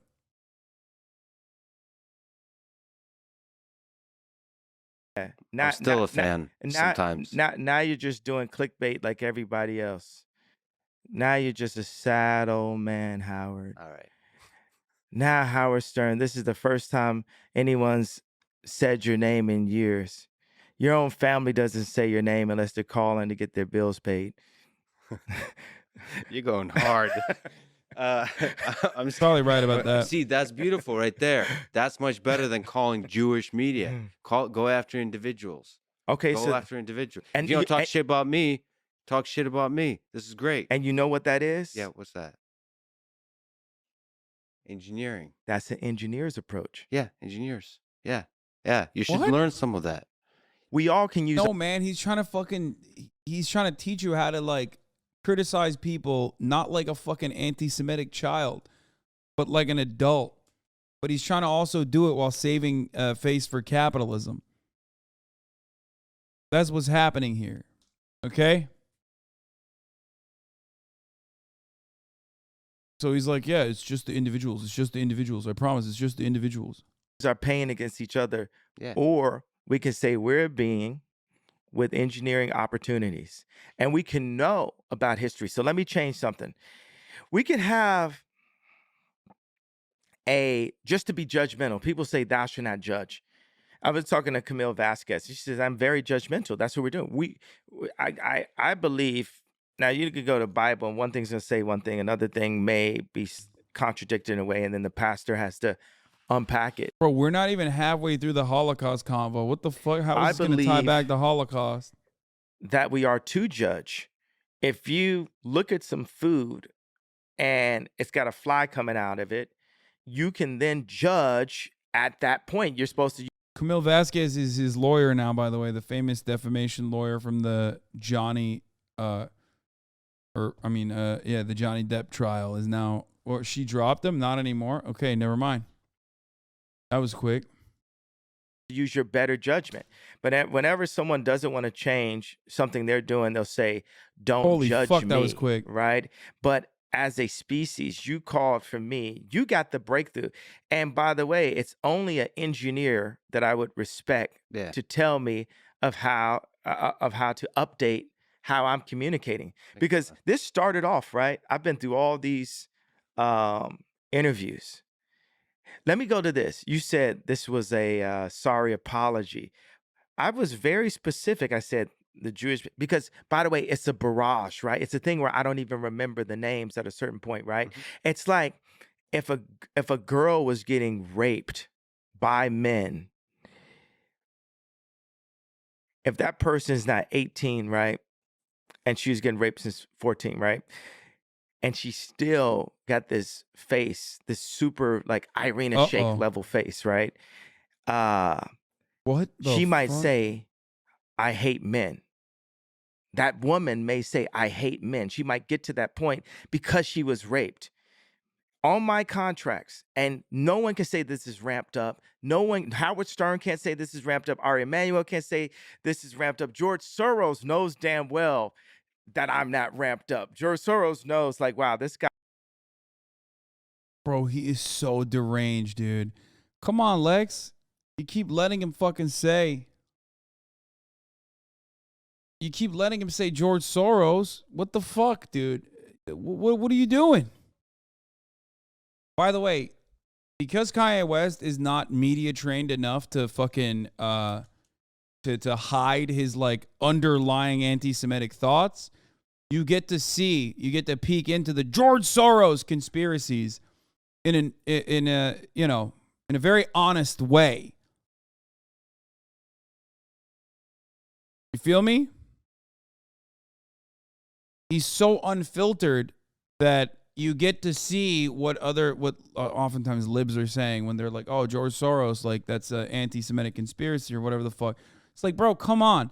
Yeah, George Soros, billionaire, philanthropist, has a lot of like weird foundations that work in like Eastern Europe and in other places. George Soros is a billionaire, is doing this, is a billionaire capitalist, is doing this shit for, the liberal democracy, civil society foundations. Again, uplifting capitalist ideology everywhere, okay? But the reason why he fucking keeps bringing up George Soros is because, it ties into the same exact fucking anti-Semitic bullshit. Not only is it that, though, but also, like, why the fuck would George Soros know anything about Kanye West contracts, man? Why? Why would George Soros know anything about Kanye West contracts? He's like 98 years old, man. What the fuck does George Soros know about Kanye West's fucking music contracts, dude? Unless you literally think like all Jews are fucking getting together in a room and having this kind of conversation. It's insane. Like, it makes no sense. It's unhinged. Unless you are also motivated by the same exact fucking principles that he's operating off of. Which is that, like, the underlying premise here is that, like, Jews control the media, Jews control the world, blah, blah, blah, blah, blah. And George Soros, Jewish billionaire. Guy's like a younger guy that's looking at what I did and looking at how I control the world silently. And he's calling it out. And he's not using any of the fear tactics. I can't send his homeboys around him. I can't send his wife to him. This guy, that's what George Soros sees, right? When he's dealing with me. Bro, okay, this is like not even manic at this point. This is just fucking paranoid, borderline schizophrenic. He thinks that George Soros and him are both controlling the world and he's doing it silently. Dude, no way this is the guy that wrote the music I enjoyed 15 years ago. No, this is a completely different, unhinged person, dude. It's just like, I mean, this is, I see this from like stalkers, you know what I mean? Like, he literally thinks he controls the world and George Soros controls the world and they're fighting each other. Like, that's what he thinks is going on right now. Right? So what you guys are actually asking me to do, I'm comparing myself to that 18-year-old beautiful woman that had been mistreated by men for 4 years of her life, right? And you're saying, as a man, you can't blame all men. And I'm saying, bro, he has to ask, come on, Lex, what the fuck? Ask him how George Soros is coming after him. He just literally said he controls the world. He said George Soros controls the world. And then he said he also is silently controlling the world. And that's what George Soros is mad about, which is why he's sending his fucking family members after him. You're just going to let that hang there? That's insane. As a responsible, you can't blame all men. And I'm saying, as a responsible, forward philosopher leader, okay, I'll drop the pain and I will specify because I'm up here. I lost my fucking family. That analogy doesn't work. That analogy doesn't work because a woman that has been like raped by men or a woman that has been a victim of sexual assault and sexual violence by men, hating all men or saying fuck all men or being afraid of all men, okay, is still coming at it from a place of being angry at the patriarchal construct that we exist under. There is no such similarities or established social constructs around Jewish control. That's the difference. Okay? That's the main difference. There's a legitimate reason to be upset and frustrated, especially as a victim of sexual violence towards a patriarchal construct. There is no legitimate reason to be like, oh man, all Jews, you know? I'm just mad because the Jews around me fucked me over, so I'm just mad at all Jews. But like, it's because I'm a victim. You should let me be mad at all Jews. Like, there is no Jewish supremacist construct that we exist under in the same way that we exist under a patriarchal construct that makes it so that victims of sexual violence do not get to have their day in court or do not get to be heard and all this other stuff.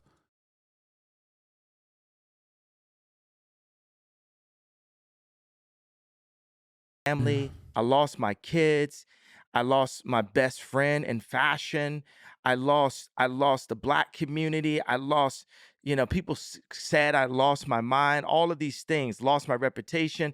And I'm up here just like, I just want my family, but I don't want my family to have to say what the left wants us to say. Or to have to say what. This is so sad, bro. You have children too. Like, he thinks like, again, super narcissistic, doesn't believe his actions are in any way wrong, thinks he's infallible. Therefore, it can't be my actions that have like pushed my family away from me.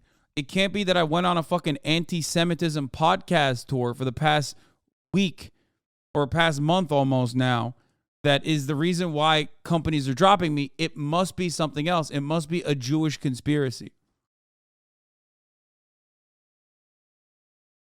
It must be George Soros taking Kim Kardashian away from me. China wants us to say, I want to be an American and protect my kids and protect my wife and raise my kids as Christians and have my wife be a Christian and innovate. And America made rock and roll. I want to innovate as a creative person and be a successful American. But all of that had been taken away from me. So I'm coming back. And I'm removing the PSTD right now, right? I'm standing up and saying the only way that we're going to be able to get past this and the way God is going to use me right now is for me to stop talking about the pain, stop talking about what happened, and do something about it. And that's where I'm at right now in this moment. Like, yeah, people agree. At least there was something where you could say he has a reason of why he got to that tweet. And what you're doing for me today is saying, that was a sorry apology, and let's specify. I'm not asking for anyone out here to empathize or sympathize for a dude worth $11 billion that can make money disappear. Appear out of thin air in 5 different industries. I'm not asking for anybody to sympathize with someone who's married to Kim Kardashian, dated Irina Shayk, but like I feel like I'm just not going to get the sympathy vote in this situation, right? So I feel your pain. Yeah, I feel like no one's going to feel my pain. Only Brad and Leo can feel my pain, right? So this makes the Genius dog even sadder than it already was. I mean, remember, that was one that he had control over too in the narrative, and it still came across exactly how it was supposed to. Of a dude who just straight up fucking alienated everyone around him. He didn't actually know he did. No, I thought the earlier episodes they say that like Kanye West originally was like looking over. What do you mean he didn't? He literally went to the fucking premiere, didn't he? Am I crazy?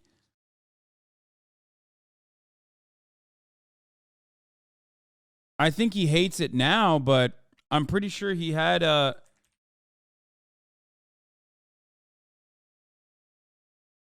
he didn't. They put it out first, then he said that. The worst part is he had enough money and resources to get help, but chose to take the L.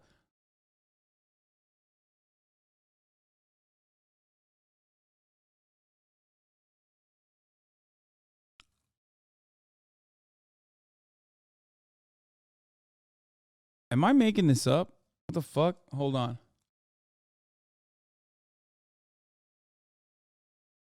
Genius director refuses Ye's final edit request. Yeah, I thought that there was only one piece that he Yeah, he wanted a final edit approval over a new 3-part documentary, but they Mandela Effect, brother. Directors Cootie and Chike say that they don't plan on granting the rapper editorial over the project. In a recent interview with Rolling Stone, the director said they hadn't heard from Ye before the Instagram post and the 3-part documentary, which was already finished at the time. Oh shit, I was so wrong. But the two weren't surprised when Ye called them to open the edit room immediately. If Ye wasn't as polarizing a character as he was, we wouldn't have had an interesting doc.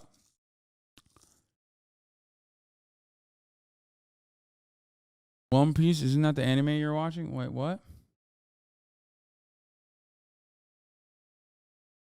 Cootie told Rolling Stone that he ran into Ye on Monday. The Instagram post didn't come up in the conversation. The rapper had yet to watch the documentary. I asked him, did he watch the film? And he said, I have a process. I thought he literally went to the fucking...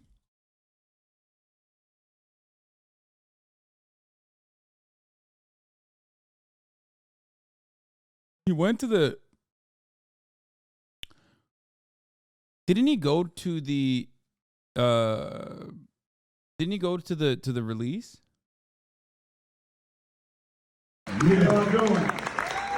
Yeah, he like literally went. I just want to bring my brother. But it took a village, man. We got everybody here. GLC, JB, everybody come up here, man. Where y'all at? John,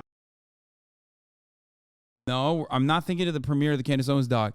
He actually went to the Los Angeles screening. I'm not making this up.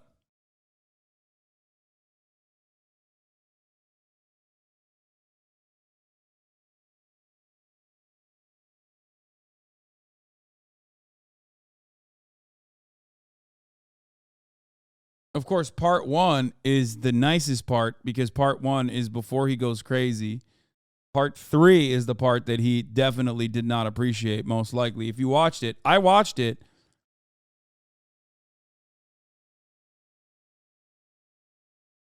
Yeah, part 3 is the part where he would have an issue with because that part actually shows the downfall pretty much. But still, but here today, when you said it's a sorry apology, what's the apology that you're looking for as a Jewish engineer? Oh, no, say as Lex. Let's not talk about you being Jewish. As Lex, what's the apology that you want me to say to? Am I allowed to say Jewish? Tell me, is it anti-Semitic for Ye to say Jewish out loud? no, there's I don't like the allowed. That presumes censorship.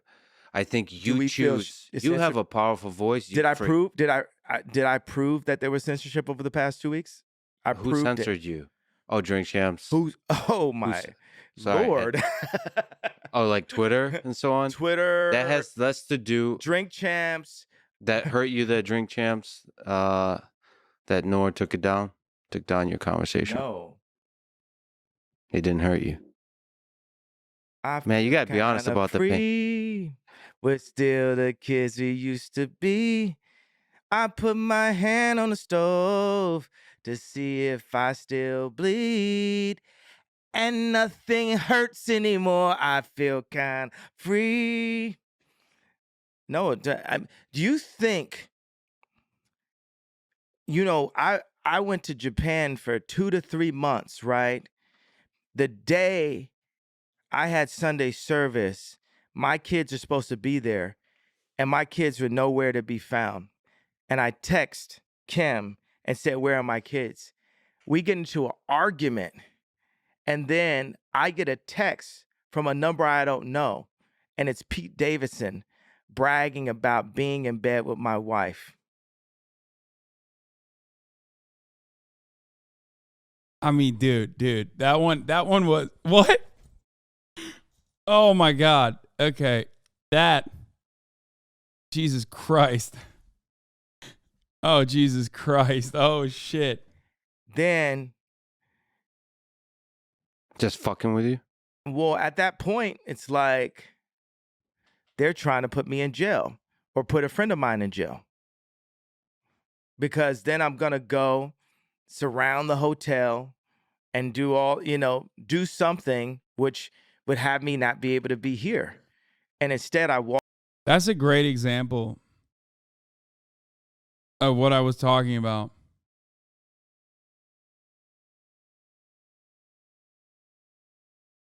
It's like, even if he were to go and like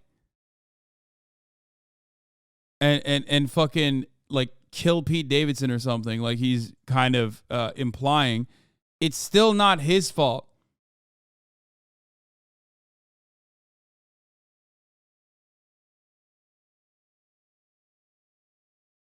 It's still not his fault. He is incapable of he's incapable of seeing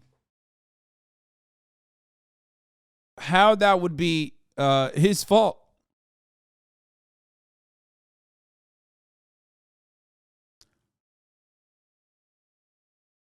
walked away from that situation. I went to Japan like the samurai that I am and went to the top of the mountain. And because I knew that, I knew there was no way she could love this dude, not just because he's ugly, he's not black. She likes black guys. Every guy that she, is with looks exactly the same. Ray J, Reggie Bush, at that time Kanye West, she has a type. Just like how I have a type. Like a lot of my girls look kind of similar to her because in a video game character, people have their type, right? So I knew that this was like the princess has a type and she likes Mario. Right, there you go. As somebody cares for you and hopefully can be a friend, yay, I gotta say these words and the words about Jews is not the words of a samurai, of a great man. Lex Fridman said, samurais would not be anti-Semitic. I would say, you said something that resonated with a lot of people when you Yeah, he's writing it down. He's like, not the samurai way. He's writing it down. He's like upset but taking notes. Samurai. Not anti-Semitic. Not a part of the samurai code of honor. Said George Bush doesn't care about black people. I have to. Pete Davidson's dick is so big it made Kanye climb Mount Fuji and contemplate his life. Yo! Jesus Christ, dude.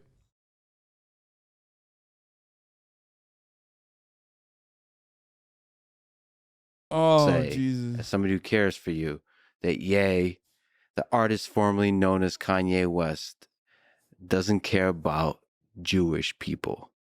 In the same way you spoke about George Bush being a politician and not giving a fuck about the poor people that suffered after Katrina, you're not giving a fuck about the suffering of the Jewish people across the world. Wow. It's crazy because he apologized for the George Bush thing, actually. I mean, Lex is right, but I don't think Kanye is going to retort. Let's see what he says. But why am I not?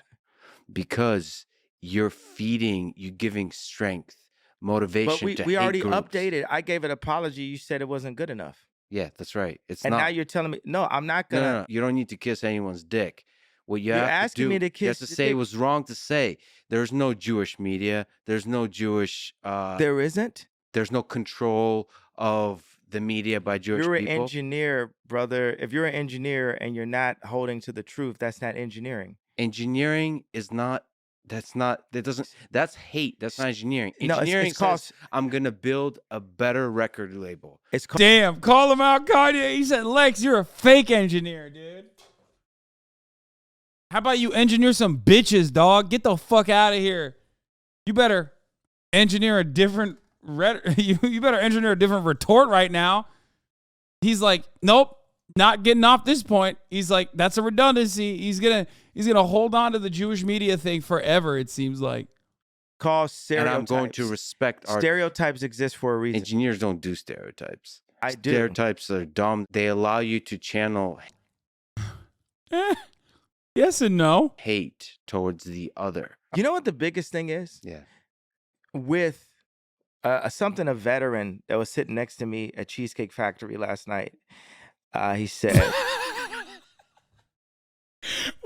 fucking bro, what is that take? Wait, that sentence is crafted for me. He said he's at Cheesecake Factory with a veteran that's sitting next to him. No one has been more divorced, okay, than Kanye West. That is the most divorced dad in America right now, dude. Holy shit. You know, the general justice, he serves for whoever is the president, right? And he said what's happening in politics is we're forgetting we're on the same side. We're forgetting we're on this. This is someone is practically, now he's a nurse. So he's still, fighting for humanity in a way. He went from holding, guns in battle to being a nurse. And when people are battling for their lives. And he said, we're forgetting we're on the same side. This is a person that no matter who becomes president, he can still be told to go to war. And the chaos that's created by the media has split the country in half. And what us as beings with an engineer opportunity need to do right now is find the blue water. Where are places that we agree on? And I want you to finish everything. Hey, What? I'm gonna let you finish. Everything I've heard that before. you want to express to me. Get off all. I'm your scarecrow today. I'm your punching bag today for everything I did, and I want you to stand up for all of the hate. That I'm your Al Gore when he lost the election. Remember, he almost became a punching bag for the lady that had voted on him, and she just said all this stuff, and he's like, I know, I agree with you, right? But there's nothing, that he could do about it. With this, it's like things that you're saying, I agree with you. It's like if you sit some kids in the principal's office and I punch somebody, right? I took my hand, right, as what it really means. Even Aria Emanuel had to say, this is a pop icon, right? And I went and just punched an entire people at one time, or said that I was about to. I went like this, right? Well, you did and I do got that. blacked out, black mirrored, done, right? And it's like, what were you even gonna do? And why did you go like this? I went like this because I can't even do. I would look insane to physically show you a metaphor, a physical representation of my last 20 years of what I've been through as a musician, as a father, and as a black person with a political opinion. A great man still through the pain does the right thing. And I think the right thing is to not say that there's Jewish control of the media. And that's incorrect, though. That's a fucking lie. There is. And they did come and bully me. It proved the point. No, the reason you don't say it is because the world is much bigger than forgive me, the narrow little world you exist in. Your impact stretches way past those little boardroom meetings over contracts. So what should I have done? What should I have done? Not say that you should be a strong man that doesn't mention religion or people, and then fight. Do you want to win this fight? How do I win? How do we win? Call out individual people. That's one way because they have a big voice. The other voice that I prefer is to build another label. Or support another like label. You're controlling my creative narrative and because just like how you're telling me I shouldn't have said that. Do you think there were podcasting should be illegal? Fuck it, nah. No, dude. How else would you get gems like this? He said my creative narrative. He's about to be like, Lex, you're being real Jewish right now with this media narrative control, okay? He's like 1 second away from dropping it, dude. Madness.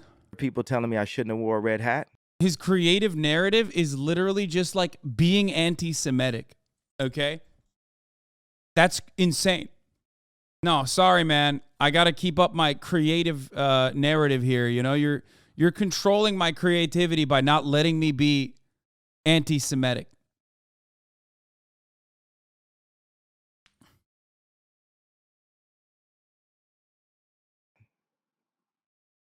No, because you asked me, what should I have done? You're supposed to be a scarecrow, so I thought I'm gonna beat the shit out of the scarecrow with my words, right? You let Yeah. me. Yeah. It was consensual. The punching bag is a bad because scarecrow actually has a different Yeah, real that's right. meaning. I'm like, So let's say a that's right. punching bag. I shouldn't Yeah. say a scarecrow. Yeah. But Yeah. every single person that I've sat with from the point when I wore the Yeah. red hat till now has done the same thing. Sit in the principal's office and don't do what you're doing.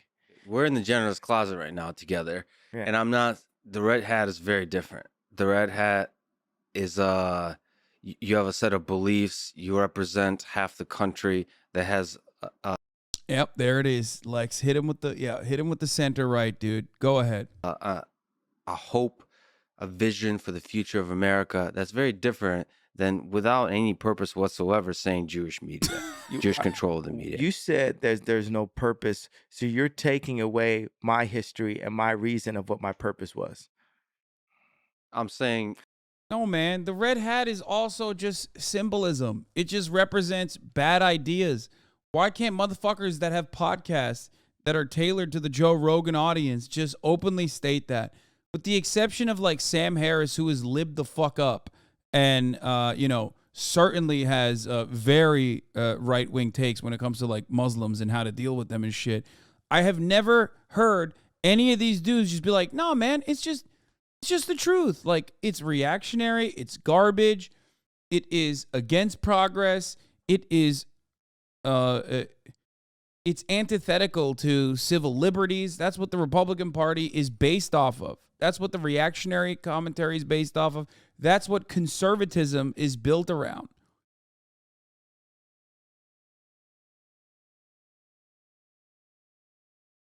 It is what it is. The red hat is not the reason why people are mad at Kanye West. It wasn't just wearing any red hat. He was saying a bunch of things that accompanied the red hat idea.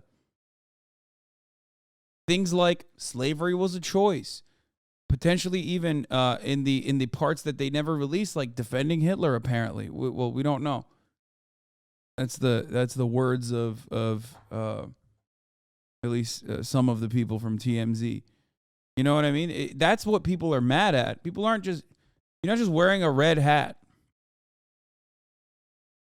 And of course, understandably, Kanye went through the natural trajectory that you go through after being a conservative and moved further and further into the darker side of conservatism and has arrived at the anti-Semitic conspiracy side of conservatism.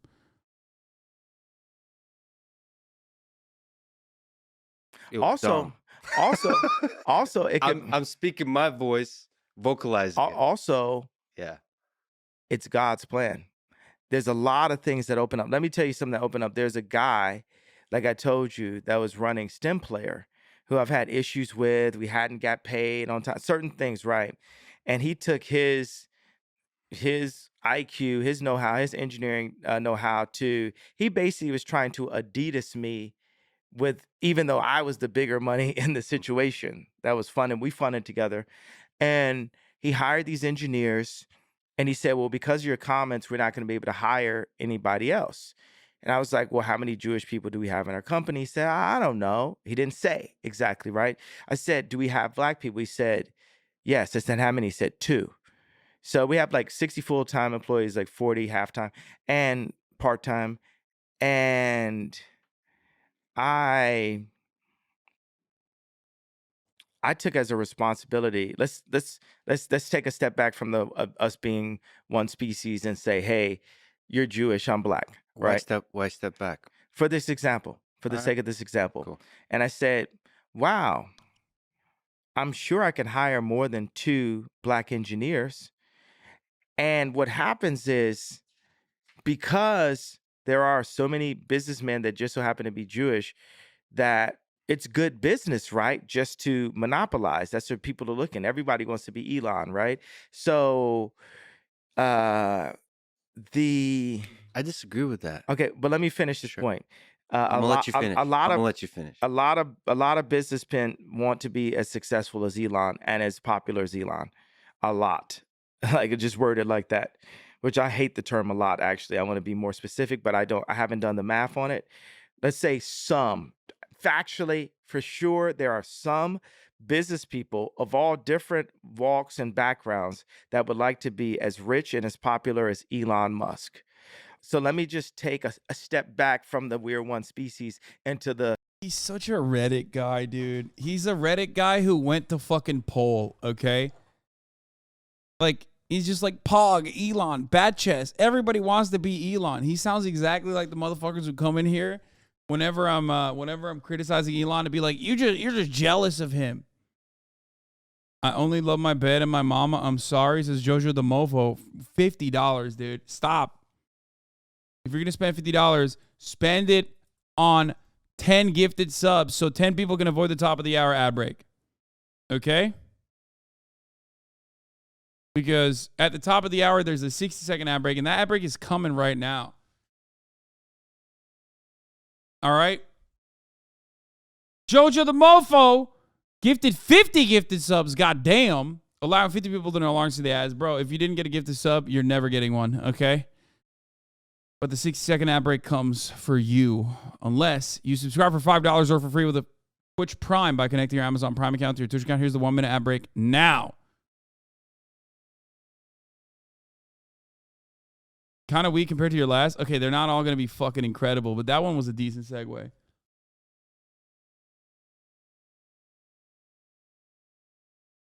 Reddit doesn't even like Musk, jackass. Man, shut the fuck up. Acting like Wall Street Bets doesn't exist as a fucking, popular subreddit. Trev Tennessee, thank you for the 5 get the subs. Reddit hates Elon now.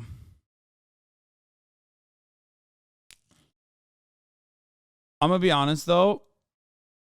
I'm going to be honest with you. I feel like a lot of this is not about the Holocaust. Okay?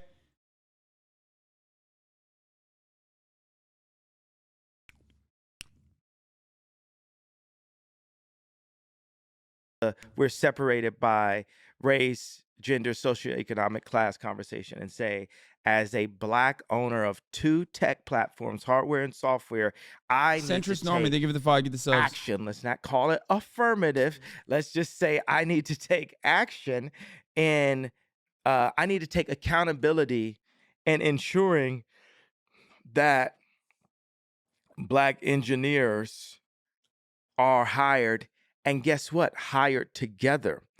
Because when the Black people that are brilliant are separated from our culture, we forget who we are.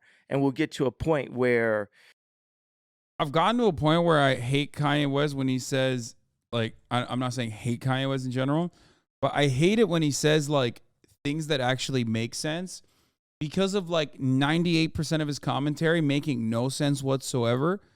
So, like, when he actually does make sense, like, oh, there aren't a lot of Black engineers out there. We need to do something about it. It's like it's getting lost in the sauce, or worse, it's being tarnished. Because that message is tacked along to all the worst shit that you could imagine. Like, even when he's trying to talk about Black engineers, he does it in the weirdest way possible. If your goal is to have more Black engineers and you recognize that it comes from a lack of adequate opportunity for Black students in this country, then try to solve the problem at the systemic level or directly in your life. That's a great way to go about it. Not a single person would get mad at him. People would praise him for it, as a matter of fact. But instead, he's just like, well, there's a lot of Jews here. What the fuck is up with that? We should just fire all the Jews. That's insane. What do you mean?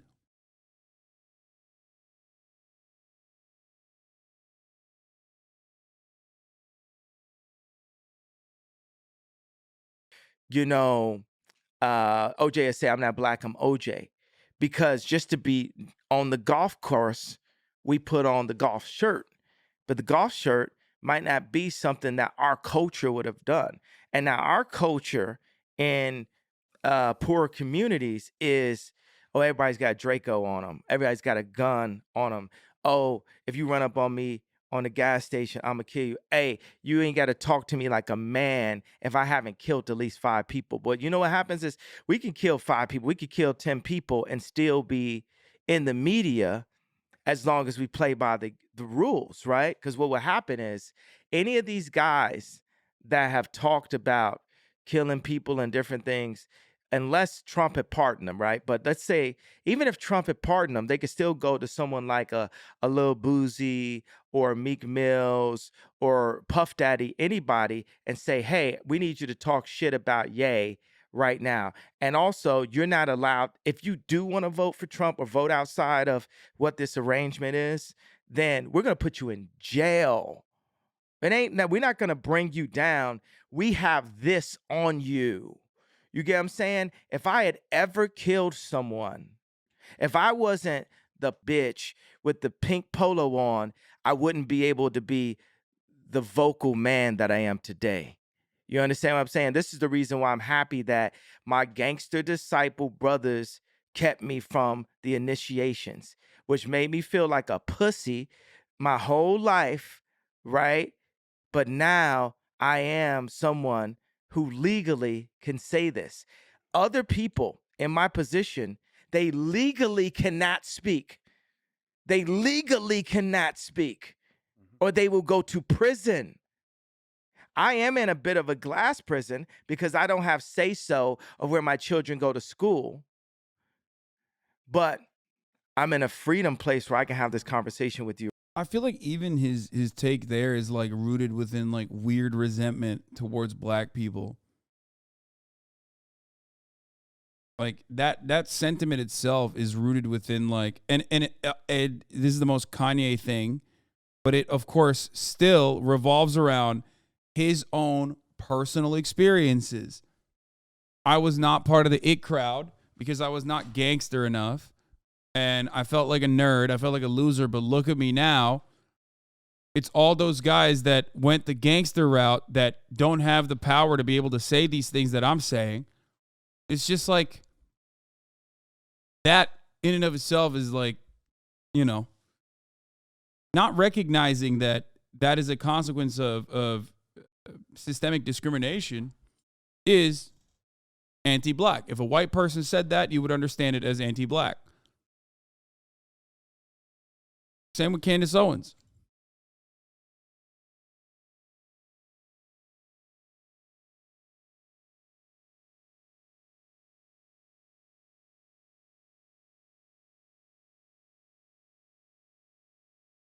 Motherfuckers saying killings don't happen for socioeconomic reasons. Black people just like the killing. Killers are inherently bad people. Self-defense doesn't exist. He's so deranged. It's just like it's something that you would hear from Candace Owens. Something that you hear a lot from Candace Owens, as a matter of fact.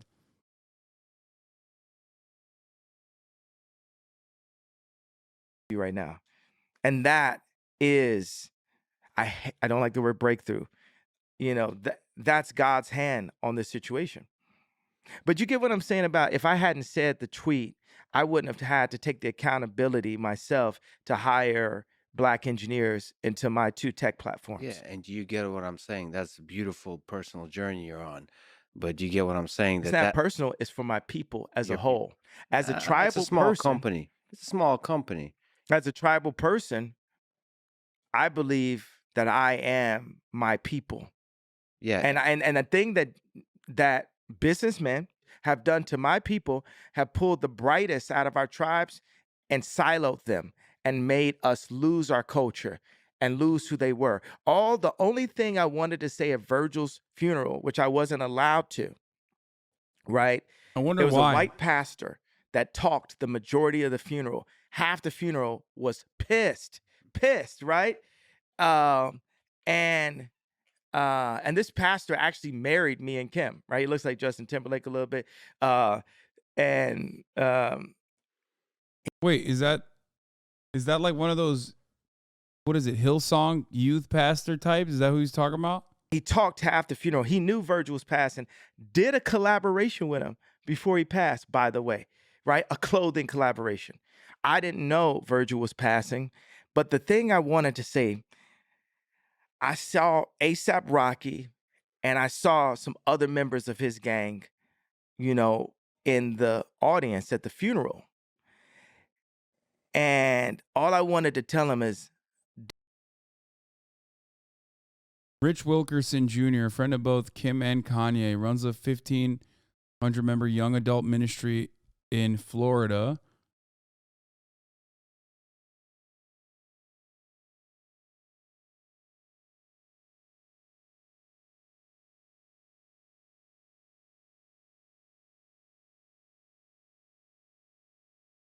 Got a Chris Hemsworth, Leo DiCaprio thing going on. No. Wilkerson has been a friend of both Kim and Kanye after they attended one of his services during a trip in Florida back in 2012. Rich and his church became a safe haven for Kim and Kanye.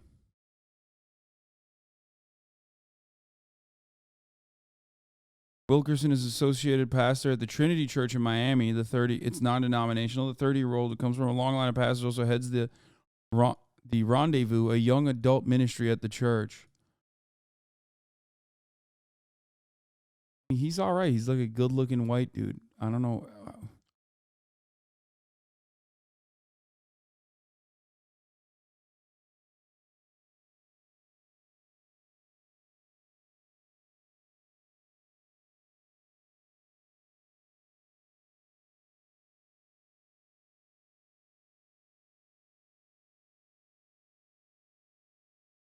I thought he was a Hillsong guy. Anyway, let's continue. don't let them split the gang up. Don't let them split the gang up. When I did the first Yeezy, because I did Kanye West It's not even -1. That's $650 Canadian dollars because that guy was a Canuck. 2 fashion shows before as a high-end luxury, all leather kind of designer, not all leather, but high-end materials, mink, this kind of thing.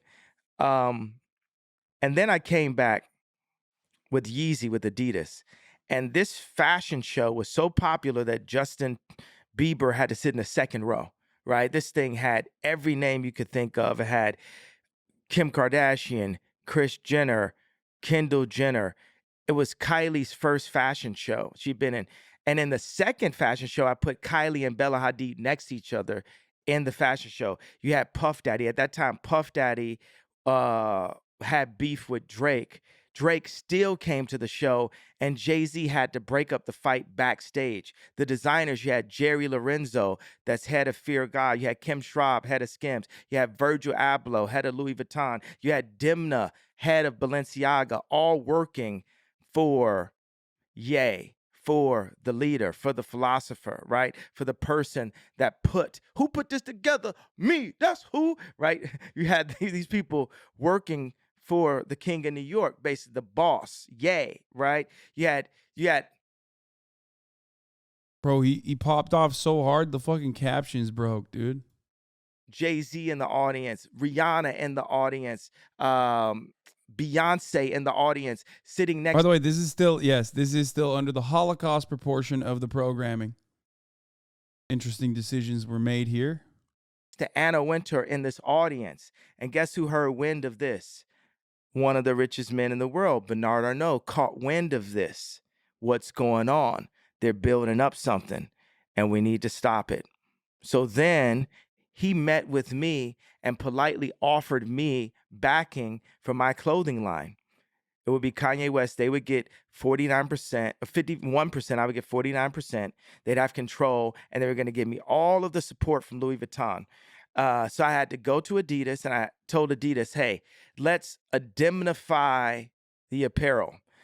So Adidas, you're not going to do the apparel anymore. Hey, we had a good time, but we're going to run off with Giselle now, right? Mm-hmm. So that's like you told your girl that, and she's like, oh no, we had the proudest moment of our career and stuff. So then he offers me the deal, and Alexander Arnault, who's gone on and rape and pillage from all of the talent that I had afterwards, I say, before I tell Adidas to indemnify the apparel, can I get a written contract from your dad, Bernard Arnault?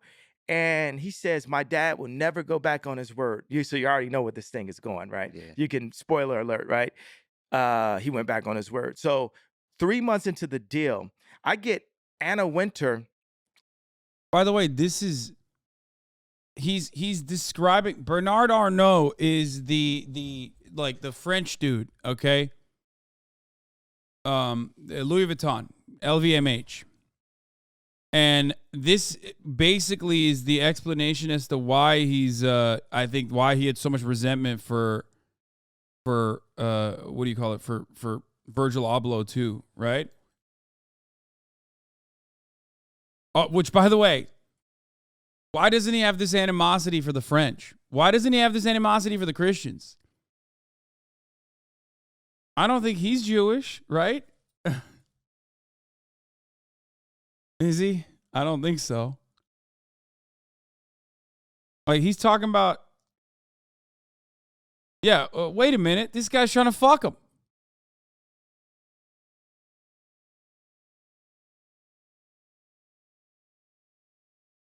Imagine if it was just the French fashion cartel is keeping me down. That'd be pretty funny.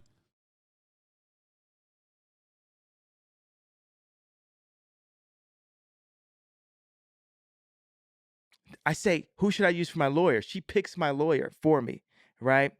I just found out even a couple of days that the lawyer demanded an airplane during negotiations.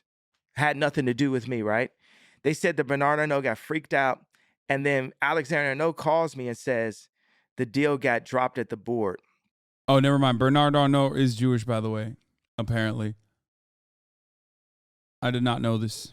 I thought it was just, when you say French, I just immediately assume Christian and maybe even anti-Semitic. He is. I'm surprised he hasn't dropped it yet.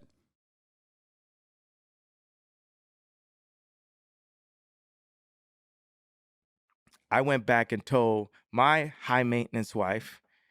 French people can be Jewish. Okay, I'm making a joke about French people here, okay? No, he is. You said no, he's not. No, he is. Look. Wait, what the fuck? He's not. Wait. Why did the Jewish Independent Forward? Dude, look at this.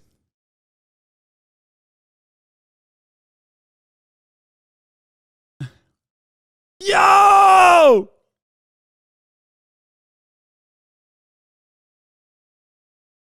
What the fuck?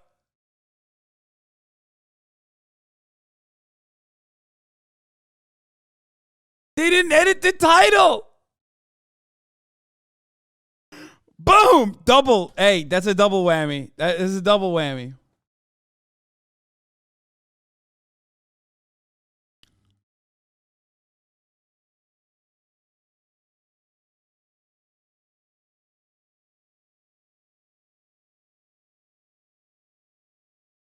Dog, this is like correcting a bad tweet a few days later and they're reprised without just deleting the tweet. I know, yeah. What the fuck was Forward doing, dude? They just left this up with the title of French Jewish billionaire families leading the fundraising to rebuild Notre Dame. And then the editor's note is like, an earlier version of the article stated that Bernard Arnault is Jewish. The Arnault family is not Jewish.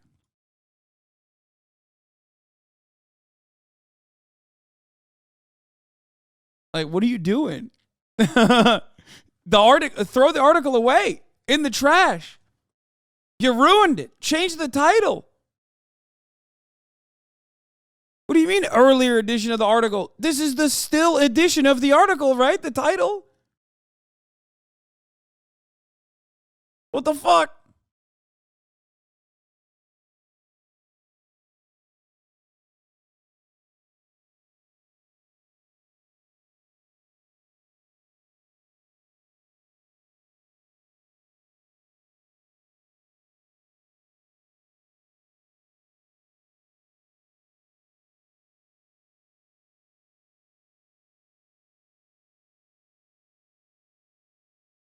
Anyway, shaking my head that Jewish media. Well, okay, this is literally Jewish media. Not in the way that Kanye is talking about, but like Forward is a Jewish media website. Like, it's like Haaretz, you know what I mean? I mean, they say it is a Jewish independent nonprofit.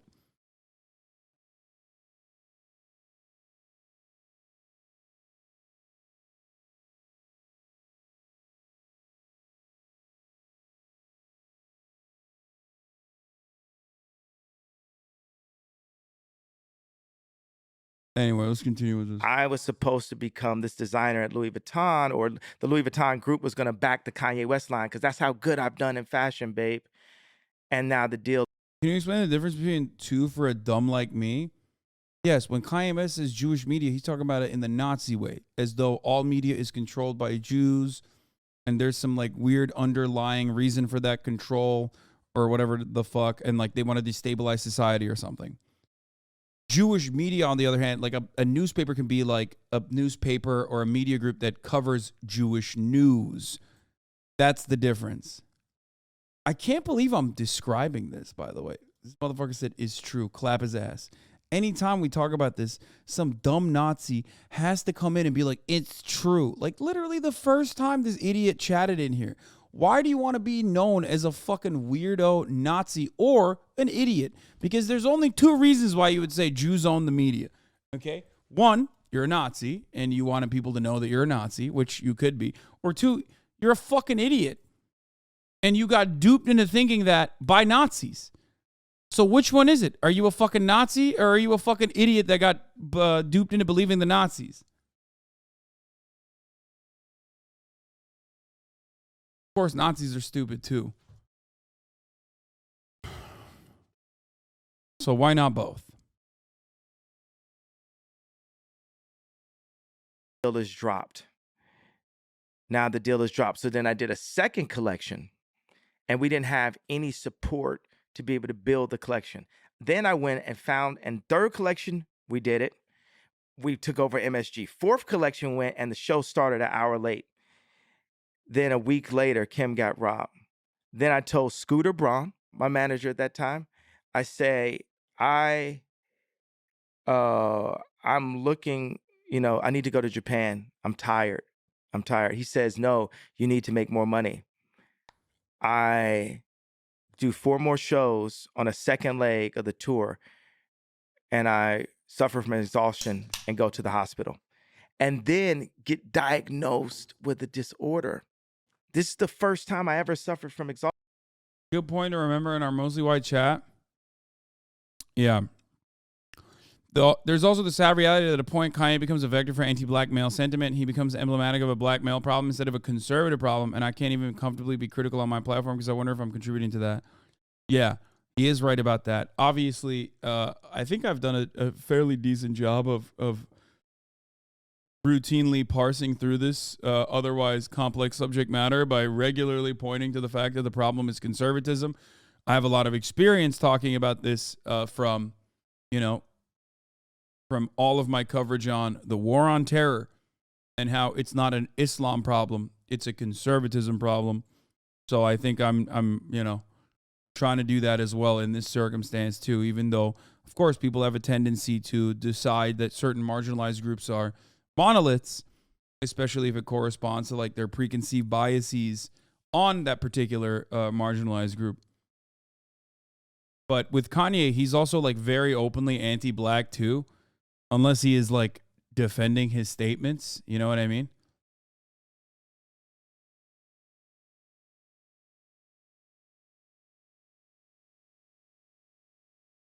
So for that reason, it's like you would have to work extra hard in this situation to like be like, this is how all black people are or whatever, without realizing that like Kanye West is straight up being anti-black regularly. Exhaustion. By the way, I haven't been to the hospital since. And haven't taken, medication in 2 years. And I'm sure there'll be people in the media, we won't say where from, will say, well, that's obvious, right? So what? So right now I'm sarcastically or talking what? to you, right? I'm not on medication. I just go to sleep, right? I have sleep. Have you been able to Now, sleep? This that's too low hanging fruit for you. You're more. I That's I right. expect You're more. right. I agree. I expect more. I agree. That was Yeah. dumb. I regret it. Okay, That's okay. what I said. That's like That's like Pierce Morgan trying to grab ratings. Say like, you got a whole life ahead of you. You got a whole life ahead of you. These guys are at the end of their life. Oh, good. Right, so this Call story me out is, of my shit. I love it. but then amidst that, the same guy that dropped my deal, Bernard Arnault, goes and hires my best friend. Goes and hires my main engineer, right? Like I said, he is literally, this is a very interesting part of this interview.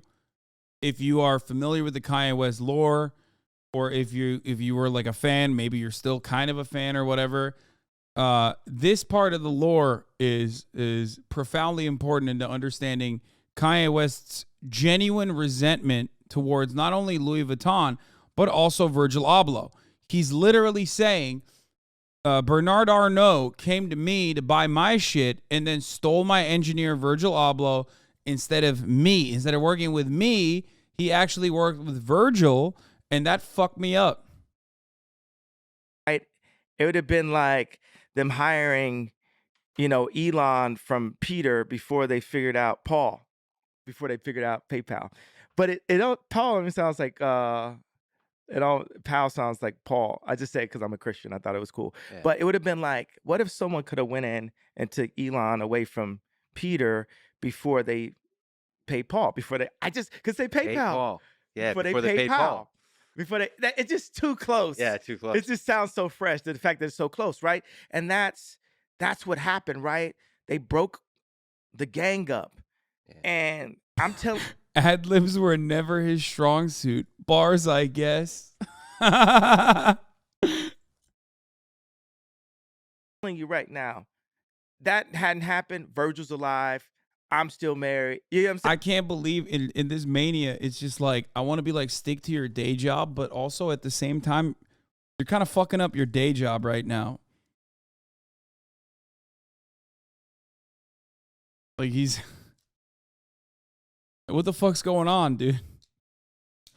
Saying the power structure was broken then, right? Because we were building Kylie wasn't a billionaire. You know what I mean? Yeah. We were building something together that a French colonizer came in and caught it early and tried to destroy it. But the only thing is, God. Look at the terms. French colonizer. Genuine, real, anti-black historical references only being used when he's like describing his enemies. You know what I mean? Straight up. He only seems to remember the reality of anti-black history when it suits him. He will fucking regularly say anti-black shit, refuse to even point out white supremacy, and only cynically bring up terms like colonizer and whatever when it's about like how Bernard Arnault stole Virgil Abloh from him. God is alive. But it's not even about stealing Virgil Abloh from him, really. It's more so about the fact that he didn't work with him instead. And I'm anointed. And even with those drawbacks, losing my wife, losing my friend, exhaustion, all of these late night tweets that piss off an entire group, like this, the frustration still there. I work for God, and God runs the world, and we'll see what happens. But in those words, don't you feel that being split up, don't you feel you're doing the thing that you stand against, which is playing victim? Aren't you playing victim to the forces in the world? I didn't play victim. I didn't even get a chance to play. I just said I was about to. I said like this, like. No, you played pretty damn well. Bro, what the fuck? Does he think that like, because they suspended his Twitter, by the way, big conservative guy energy, just got to point out, they suspended his Twitter. He went on every fucking media outlet he could to still say exactly what he was going to say on Twitter, and has been saying it in this interview itself. And he's like, oh man, I just went like this. I couldn't even do that. Like I couldn't even, bro, what do you mean? You think podcasts don't count? You think it only counts if it's on Twitter? I don't get it. Which, by the way, unironically, is exactly what conservatives run on all the time. They're like, oh, man, I was banned off Twitter. The president being banned off Twitter is the worst thing that could have happened to free speech. Also, throw every whistleblower in jail. Fuck those un-American bastards. What do you mean? What do you mean about to? You're like one of the greatest designers in history, fashion designers. You were playing. What do you? You are playing. What does that even mean? I thought you were referring to the tweet. Saying I was playing all of victim it. there. Well, there's a full set of things that you're under attack for. The tweet and everything beyond that. But like you're blaming, not blaming, but you're saying that the Jewish media, the Jewish record labels, the Jewish people, forget Jewish or not, doesn't matter, is playing victim, right? Ultimately, I am fighting a battle in the spiritual form. And anyone that believes in God and is looking at this interview would agree with that. And I just so happen to be a bright part of God's army. I'm fighting for us to live. The greatest gift is life itself. I am pro-life. I am pro-God. I believe that Bro, evangelicals just sound so unhinged, dude. Like, born-again Christian, white evangelical Protestants sound so fucking unhinged all the time, dude.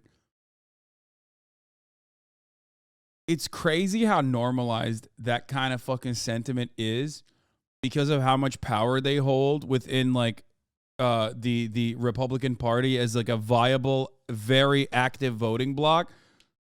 But like any other group of people that aren't overwhelmingly white that say shit like this is not only cast aside, but worse, usually, even if it doesn't reflect the overwhelming majority of Muslims, for example, because Muslims are marginalized across the board, people will point to Muslims that they can find that are fundamentalist that sound like that and go, dude, look, this is how all Muslims are. They're all fucking crazy. It's wild.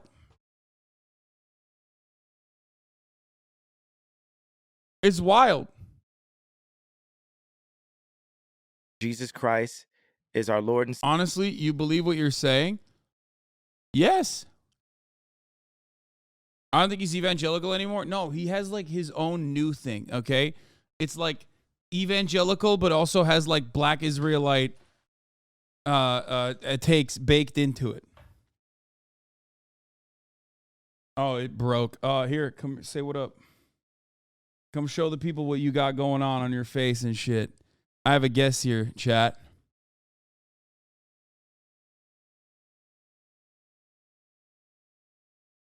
Yeah, you know, What's up? I got caught up with a very vicious vampire, and I got bit on my neck here. As you can tell, it's tragic, but I'm recovering nicely. He hit me up. He was like, "Bro, can I come over to fucking clean my makeup off?" And I was like, "You just want to show off?" No, it had nothing to do with it. I was just What? my shoes are. Yeah, your shoes are on. That's weird. My shoes are on. Weird that your shoes are on. So I got some stories to tell. Are you watching something? I am. I'm watching Kanye West. Don't worry, I won't be in your hair. I'm just gonna take my makeup off and Okay. I won't be in your hair too long. No, I actually need a place to take my makeup off because the studio that we used was closing, and I need to go to dinner real quick before I leave town. Who are you going to dinner with? My manager. Oh, nice. Do you want to go to dinner? No, I'm streaming. Okay, I mean you can if you want. It's an open invitation. So yeah, we did our photo shoot. Went amazing, super hot. Who'd you do a photo shoot with? Valkyrie. Oh, nice. Did a photo shoot with Valkyrie. It was super great. It was supposed to be a vampire like photo shoot. But one thing I realized, especially in the singles, okay, like the single, like because we did single shots and then we did like together shots. In the single shots, I was not a vampire at all. I was just gay in the single shots. Like I had like a tight like locket necklace, and I realized like during the shoot, I was like, wait a second, there's nothing Halloween or or vampire about any of this. Like, I didn't have teeth in. I was just shirtless with black leather pants and a choker with a You were just lock on gay? it. I look like, and like I had like these metal like things around my biceps, and yeah, it wasn't until Ray bit me on my neck is that it became like a vampire thing. So Okay. yeah, it was good. Did you see a clip today? Of you drunk? Yeah, I did. I saw multiple clips. dude. I talked about how I was like fucking, my phone was on like do not disturb and you're trying to FaceTime me. Oh yeah, I was blowing. And you thought I was on the call with you when Yeah, Sear I was playing. blowing your phone up. In fact, I took I don't know if I never sent you this. Look at this picture. Look at this picture right here. This was from last night. That's hilarious. Dude, you were so drunk. Let me look. Can I show him? Yeah, you can show him. I don't give a fuck. That's me trying to FaceTime Hasan. It's hard to see, but it said like FaceTime. Like FaceTiming Hasan last night. Yeah, so basically what happened is I went to the Abbey, and it was supposed to be just like a little brunch thing, right? Went with Caroline. Nobody else wanted to go, and we were supposed to go to drag brunch. So we get there at 3 p.m., and drag brunch is over. Like, there's no drag brunch. So we get there. We order one Bloody Mary each. I'm like, okay, we're just going to have a couple drinks, and we're I going to can't go. believe you got fucked up off 6 Bloody Marys. That's the most insane Well, hold part on. of it. So I order one Bloody Mary, and then Caroline and I are like, wow, this waiter's really cute. We both think he's really cute. So then I order another Bloody Mary. And then I'm like, we're getting a little hungry, so I order a chicken quesadilla, and she orders some food. And then we order another Bloody Mary. So we got 3 Bloody Marys, and they're in a very, very quick succession. And we're like, okay, we were feeling it. We're like, let's get up and go dance. So we paid our bill, and we got up and danced. And next thing you know, I'm at the ATM pulling out $20, cash to get singles. People are saying Ye is more stable than you. Really? Yeah. What do you mean stable? Hold on, wait. I had a great time. I was stable. So I went and drank. I drank probably about 6 or 7 Bloody Marys. We were there for 7 hours. Okay, go on. 7 hours, and I think I spent $800 tipping. It was because I was tipping. We were tipping dancers, and we went around the entire circuit. We tipped every single dancer Nice of you. constantly for 7 hours straight. They really liked us, and I think it was because we were tipping, but we were good energy too. That's what I'd like to think, is that we're good energy. So, Okay. what's going on with you? Well, I'm watching Kanye West, and You we just were in the seem middle a of little down. What's going on? You tired? I am tired. I haven't been sleeping too much, but no, I was just in a different vibe. Yeah, you're watching. We were watching. Show up my makeup. We were watching Kanye West. You pop continue watching Kanye West. off. All right, and then you clean your I'm makeup. gonna go and clean then my when you come makeup back, off. We'll hear All right. your perspective on it. Okay, I'm so excited to share my perspective about something that I have not been keeping up on. Because you haven't been watching. That's the thing. You haven't been watching the broadcast. Well, because I was doing a photo shoot.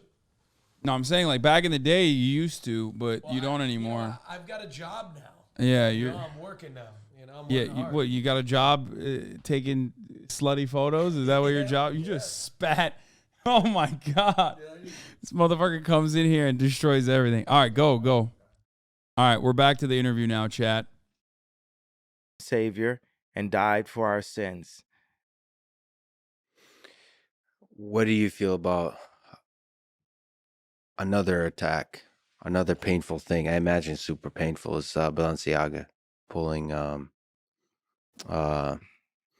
You had a really close relationship and friendship with their creative director. Like, how do you feel about all of it? I told you I sang the song. I sing another song from one of my mentors, Future. I never feel pain.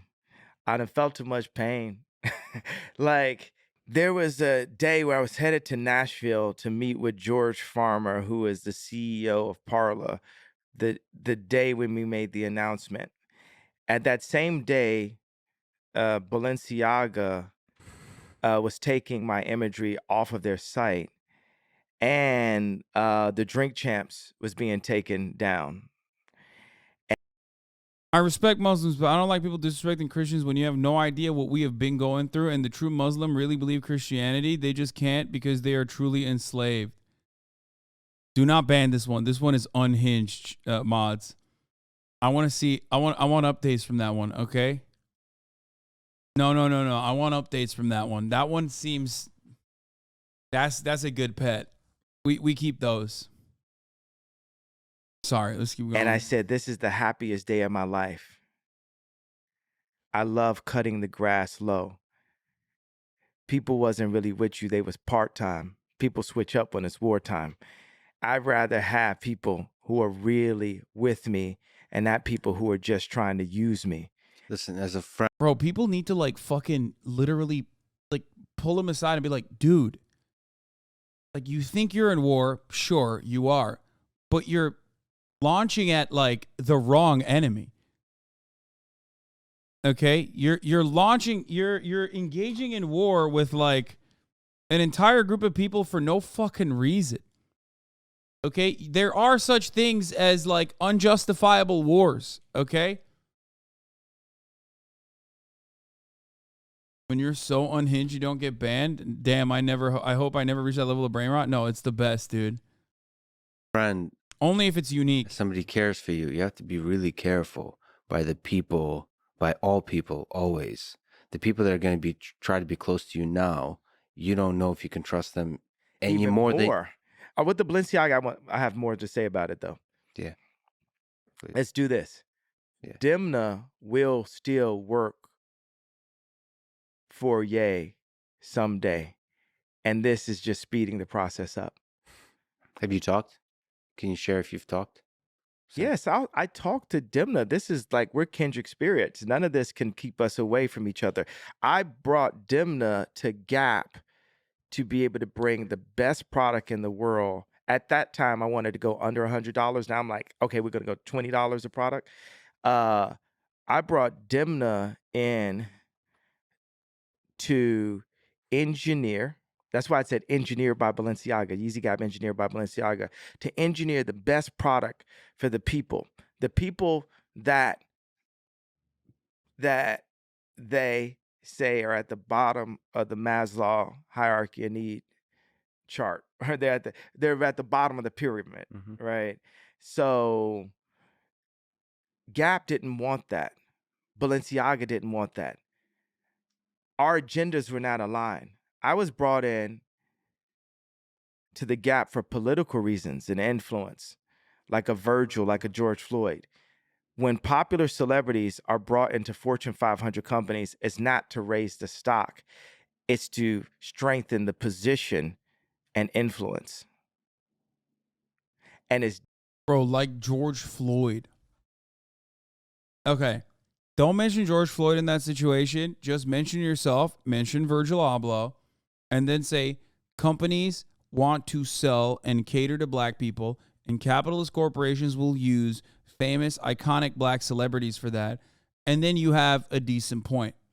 Okay? Companies do not care about black people. They just want to use black people to sell to other black people. And then that's fine. And then they use it as like brownie points. And it's true and it's fine. That has nothing to do with Jews. That has nothing to do with George Floyd. I don't know why the fuck he's like upset.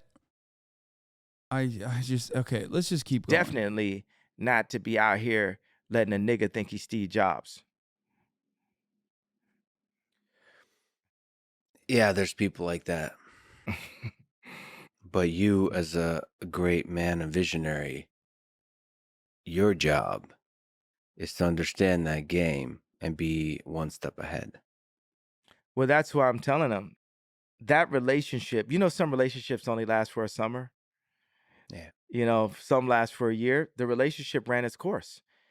In that relationship, I invested a lot of my social capital and actual capital.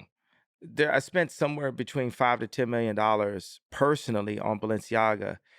How much money do you think Balenciaga had paid me in the past 2 years? Kind have a question for you. I'd rather have brain rot than talking shit about the guy feeding you right now in a spiritual war. You're a moron. So curious. Are you confused? Are you Jewish or Muslim? Because I think you have an identity crisis. Guys, don't ban this man from heaven so I can drop his ass when he's on high. Yo, this guy's fucking sick. Dude, come on. This is why I didn't want to ban this motherfucker. He's spitting, dude. Bars. Hey, dude, keep doing you. Okay?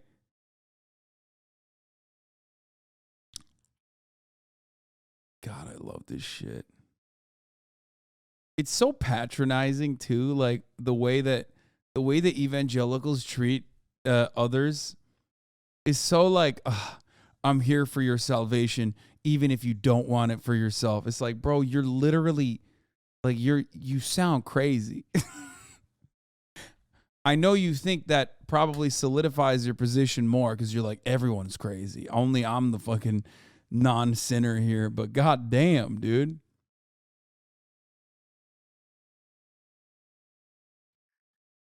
Just take a really wild guess. A really wild. Less than that? Just take a super wild one.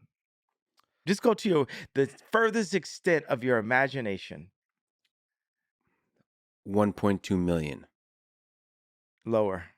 Steven Seaman? 500,000. Lower. 0. 0. All right. And actually, 2 weeks ago, I paid out of Saints account $862,000, not in clothes for me from Balenciaga from the store, in royalties to Balenciaga, where the deal had been engineered where I was coming out of my pocket. So last year I paid Dimna $3 million to design the collection, right? And we got it out of the Gap marketing fund.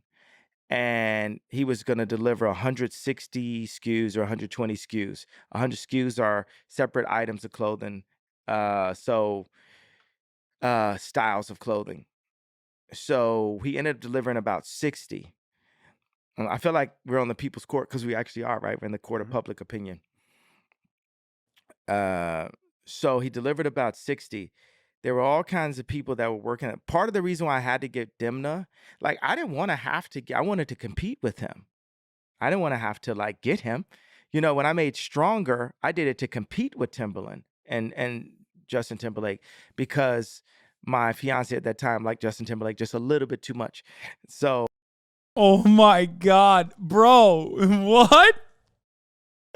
Dude, every resentment, every instance in his life is fueled by a narcissistic desire and just petty resentments that he's had, worried about like someone else out competing him sexually.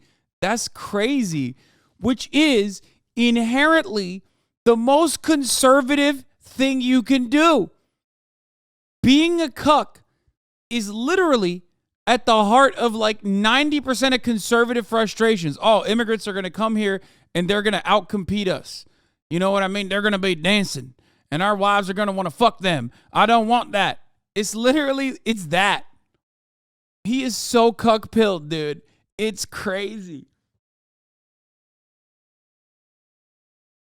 It's crazy, dude. I made it to compete. And then we have the song out. It's number 1 on Apple. It's blowing up. I play it in a club and it sounds muddy. It doesn't sound the way Sexy Back sounded in the club. So I go to Pharrell Williams to do the drums, and it sounds like a different record. I know it can't be a different record because I'm like, I'm going to swap it out on radio, right? Then I go to Swiss Beats. It sounds like a different record. I go to Timbaland, the person who did Sexy Back, and Bro, this motherfucker straight sounds like Kanye right now. You can do a whole article on me. I'll come on your show, and if you're not racist against white people, oh, well, my friend, I don't know if you know this, but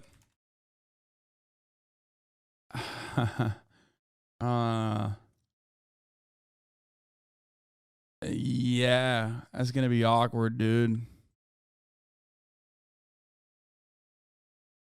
Yeah, that's me with short hair. Damn, Kotaku could not have used the worst photo of me, by the way. Holy shit. That's a little awkward. Okay, let's continue. He did it in 5 minutes. And then That chatter follows 250 people. 5 of them are men. Oh, no. Hey, you ain't seen the pearly gates, dog. You are not going to heaven with that kind of follow list, my friend. Let's be real. We know what you're doing. Oh, no. We know what you're doing, you menace. The most thirst follow list I've ever seen. Oh, no. Oh, no. Dude, listen. Follow the light of Allah and repent. spent the rest of the hour talking about how nobody could have done it except for him. Running around the studio. I'm the best. No one could have. That's why he had to go to me. He had to go to the king. Well, he had a point, right? He had a point, right? So what makes us sound muddy? Is it the beat? it was in the drums. It was something that Timberland had in those drums. Like, now watch this. I said I'm going DEFCON 3, right? And the actual, I spelled Bro, is he about to say that it was like a Jewish sound engineer that fucked this shit up or something? Because I'm going to fucking lose it. wrong. I have a tendency to do that. I'm not quite John Legend, tight sweater level, spelling bee level. So I feel a parallel to me going to Timberland to when I said, hey, you as an engineer, I need to work with you as an engineer that is Jewish to look at these contracts Stop. and what my people, not just black people, let's say artists, are dealing with in our contracts. These contracts need to be fixed. You didn't pre-watch. Everyone could No. be so mad at the messenger, right? Yay, you said it the wrong way. You're offensive. You're like Hitler now because you said it. You said this out loud. But it does not, you weren't getting enough sleep. All this shit does not negate the fact that we do have Houston, we have a problem. Yeah, but it's just the music industry. Like, there's a lot of hate that was created by just saying that, you know? But you're saying what is just is everything to me. Shut the fuck up about the echo. Shut the fuck up about the echo. Shut the fuck up about the echo. Shut the fuck up about the echo. Shut the fuck up about the echo. I just turned on Austin's fucking microphone. Wait, is there still an echo? I don't get it. It's gone, right? God damn, y'all are so fucking annoying immediately, dude. Even that echo was most likely just like a tiny fucking baby bit that you were hearing because Austin's microphone had no noise gate. Calm down. Me, right? Yeah. One person Same can with mean everything to me, right? And for George Bush, winning an election was everything. And then when you said George Bush doesn't care about black people, that you woke him up. You woke the people up to the fact that he was narrowly being selfish. There's a sense to which you're being corrupted by your own greatness, that you're focusing too much on the industry that you've made great, that you've rose to the very top. One of the richest artists in history, one of the greatest designers. I am the richest artist in history. Oh, Probably the richest artist in history. He's giving him credit and he's correcting the record. They say the funny thing is they're like, oh, Jesus richest black Christ. person, like, oh, also richest actor. I don't think that's true, but it doesn't even fucking matter. Like, it doesn't matter. He is so fucking high off that capitalism sauce, dude. It's just like when you come for his net worth, he says he claims it's like a personal slight. Like, he makes it seem as though that is somehow slighting his moral fabric, his character, his personality, his everything. It's crazy. Richest musician, richest fashion designer. Like, it's a bunch of riches in that one. You know what I'm saying? It's like richer than Ralph Lauren, like richer than Armani, like richest, like of that, but still low. Like, because where do you put that? You know, like on the totem. Because I don't even want to. Man's bank account isn't everything. I would say you and I are equal. in a certain deep sense, no matter what the bank account. Shut up, broke boy. Lex, you don't have Kanye money, bitch. Okay, now I'm on Kanye's side. Broke boy. Fucking, dude, money isn't everything? Yeah, okay, dude. It says. Voom, voom, voom, voom. So, I wanted What? to give you some theme music for your It sounded a moments. little muddy. Let me give you the Timberland version. Yeah. Thank you. But okay. Play that at the club. So the other thing about say Balenciaga. He didn't even respond. God damn it. Have a conversation, man. Holy shit. It's just him ranting and then Lex every now and then like interfering and just like trying to get more sense out of him and then him just not responding to it and moving on to it, whatever the fuck he wants to talk about. Is Demna will work with Ye someday, and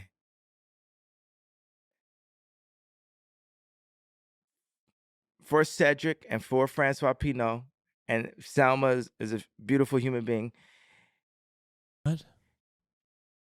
Talking about 5 years from Valia, now, the designer behind Balenciaga, who he worked with the Gap collection when he like put together Gap and Balenciaga. Know the name Ye? You will never be able to fucking no.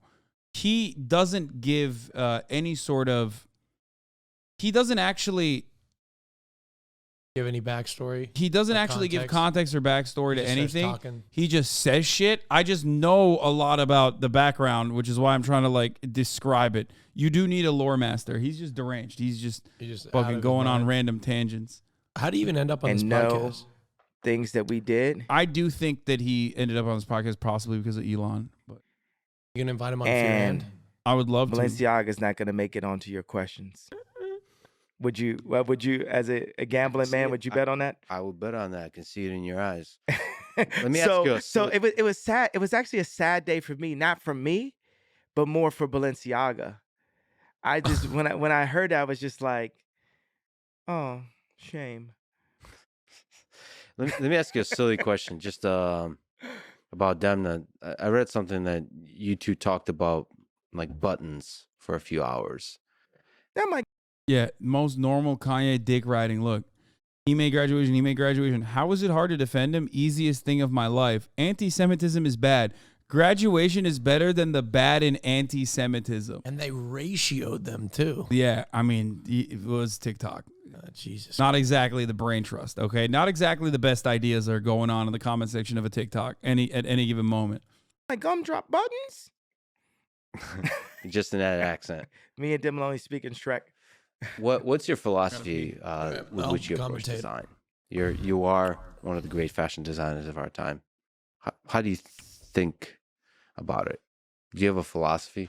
You know what I like about the zipper is the zipper hoodie replaces the dress shirt. Because you could get on your douchebag shit and like unzip it and give it a little bit of, that type of look. And which is the douchebag? Like when the the douchebags that go to Vegas and unbutton their dress shirt. Yeah. And the problem with the pullover hoodie is I do that. I'm not a douchebag thing where you unbutton it, but then still get the stomach. Because the thing is, the ultimate look would be like, military tank, pullover hoodie, and if you get a little hot, you take off the hoodie, but you're like crazy in shape. Mm-hmm. So it gives you that flexibility. Oh, it kind of hides it. Yeah, it's giving the zipper's giving some flexibility, and it's like maybe you want to keep your jacket on. Like it's considered like a hoodie to be like a jacket. If you want to keep your jacket on, then you might want to do this as opposed to pulling it all the way off. Yeah. So and it's just comfort, but then you get, okay, can I do a jogging pant on this with elasticity? Now, people argue about climate, where we are with the climate. I take a responsibility as being the most influential designer of all time to say we're going to use biodegradable clothing. Now, the issue there is are we talking about? The elastic is he just not claimed he was the most Influential So person. that means it's reducing actually the carbon better to footprint and use biodegradable jeans clothing. and a belt than to have an elastic waistband. What is he Because talking elastic about? waistband is not. Austin, will it shock you if I tell you that that is the least unhinged thing he's said thus far? Has this been an hour and a half of this? It's been like 4 hours more like because I keep pausing. Jesus Christ. Um, God Yeah. damn, people are fucking crazy. yeah, no, it's just a sequence of like Kanye West's like greatest, most unhinged moments. If we're being real, that's mostly what this has been so far. Yeah. Well, I don't want to. I think this is a good segue here. I just wanted to say bye, but I didn't want to interrupt. Oh, you're leaving? Yeah, because I got to go to dinner. All right. See you in a week.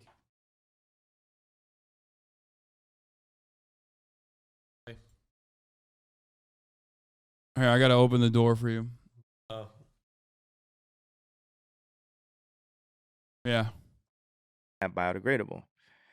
So I use the planet as the future of the planet is a big piece of the way I engineer and the way we talk about where designs are going. The constraints on your design and engineering is given by the planet, by the future of the planet. Yes. That could almost make Jewish people like me again. What the fuck, dude? Just don't mention. Every time you say Jewish people, yeah, just I don't. think I've been maybe reading a little too much about warlords. Dude, no. Lex Fridman is 100% correct. Something that I would not say normally. Okay, he is 100% correct. That like every time Kanye West says Jewish people, it's just like, don't do it. Don't do it.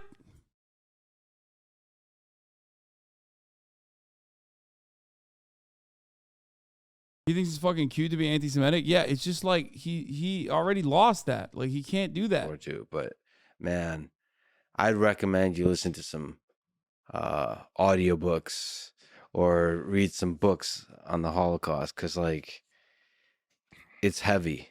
It's heavy. It will put into context the impact of your words. Would you read books on the current Holocaust that Black people are in? No, I mean I read. What have you read about abortion? I've read a lot of short form writing, and I've listened to a lot of debates because it's really humbling that the question of when does life begin is a really difficult question for me as an engineer and scientist. It's a philosophical question. I mean, we could just go on population control. He's right. No. It's not. If you come on. The reality is that obviously there's never going to be a consensus on any like matter that pertains to philosophy. But the reality is, yes, of course, where life begins is not an easy question to answer. Come the fuck on. If you've ever taken any kind of introductory philosophy course or any sort of philosophy course whatsoever, you already know that. It is virtually impossible to answer, which is why I always tell you, don't talk about that. There is no reason to talk about that. That's not how you cut policy.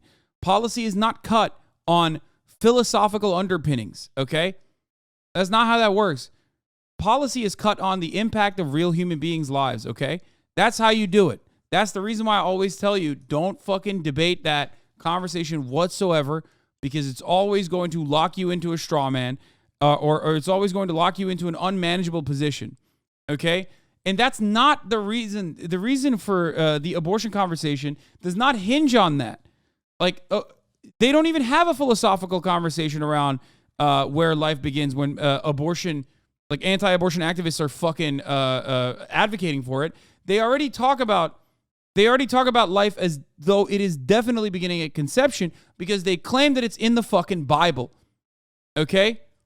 So when he says it is difficult to have that conversation or to think about that, he's right. It is difficult. Okay?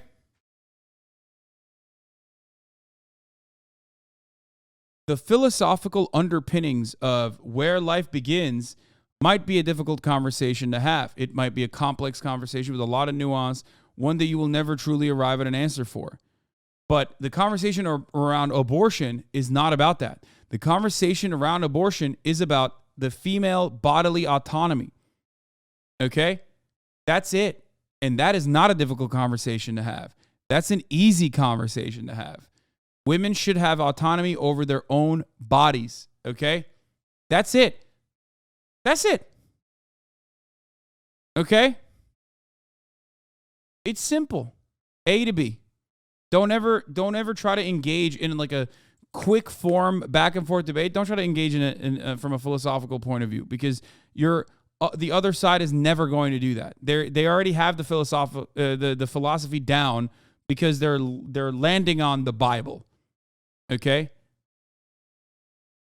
Like, if abortion is right or wrong, we could say factually the clinics were made by eugenics for population control, and it is controlling the population, as is the never being. No.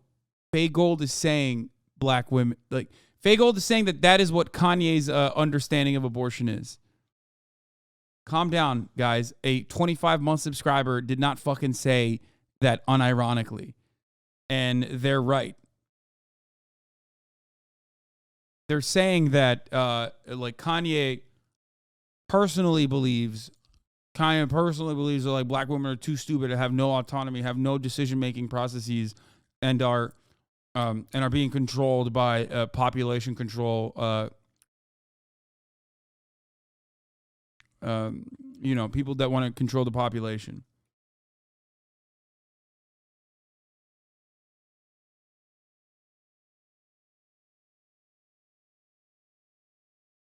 And given a 40 acres and a mule, so you don't have the opportunity. And when the people that do have the opportunity are separated from our people, our tribe, and placed in suburban communities next to, as Chris Rocco put it, the dentist, and whitewashed and made to shut the fuck up and vote left or whatever niggers are supposed to do when we make it, as opposed to saying, okay, we're building. I've never heard him say the hard R this much. Like, on his conservative arc, he's been dropping the hard R like way more frequently. It's kind of, it is weird.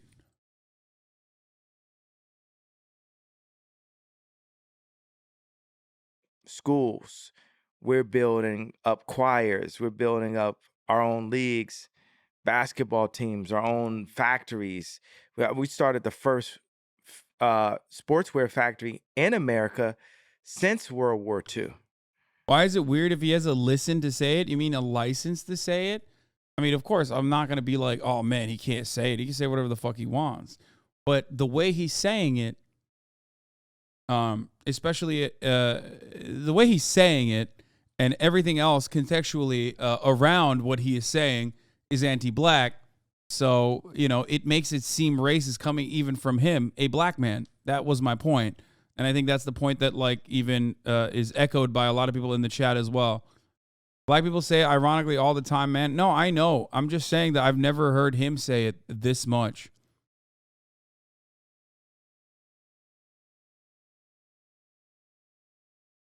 Hasan should read Champagne Poppy. Hasan should just change his channel name to I'm Offended. Motherfucker, I don't give a shit. You idiot.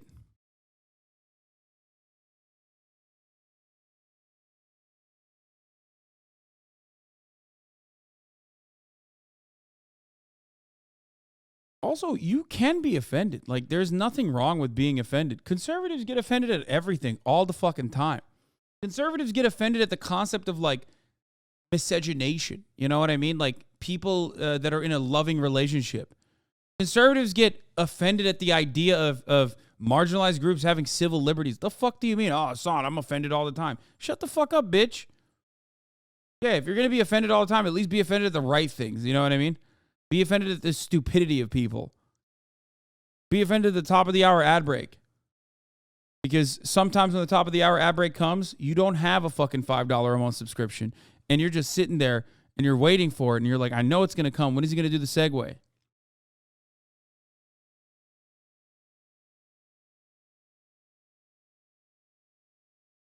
Comes to the top of the hour, as always.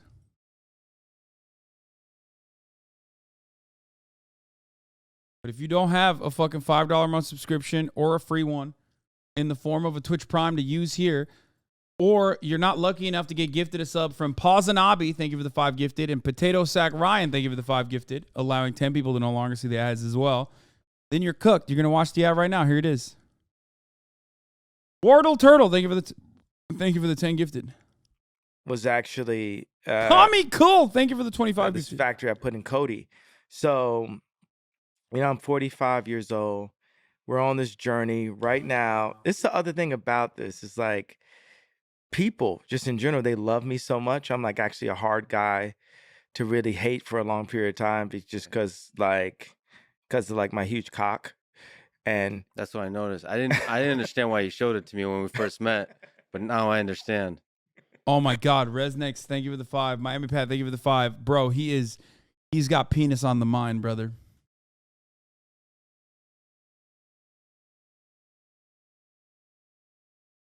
That was weird. yeah, It's very nice. Congratulations. I know you don't talk about it, but your hat does say 24. yeah. If you run for president, what kind of ideas would you represent? Mr. Q-Bob, thank you for the 5 gifted. That we're beings with engineering opportunities. I would represent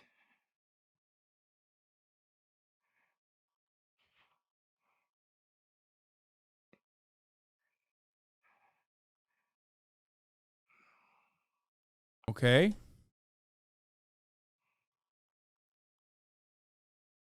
What?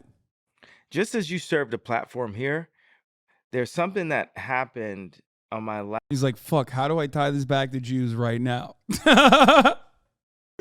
He's like, he just short-circuited a little bit. He was like, fuck, man, how am I going to, I got to think about this real quick.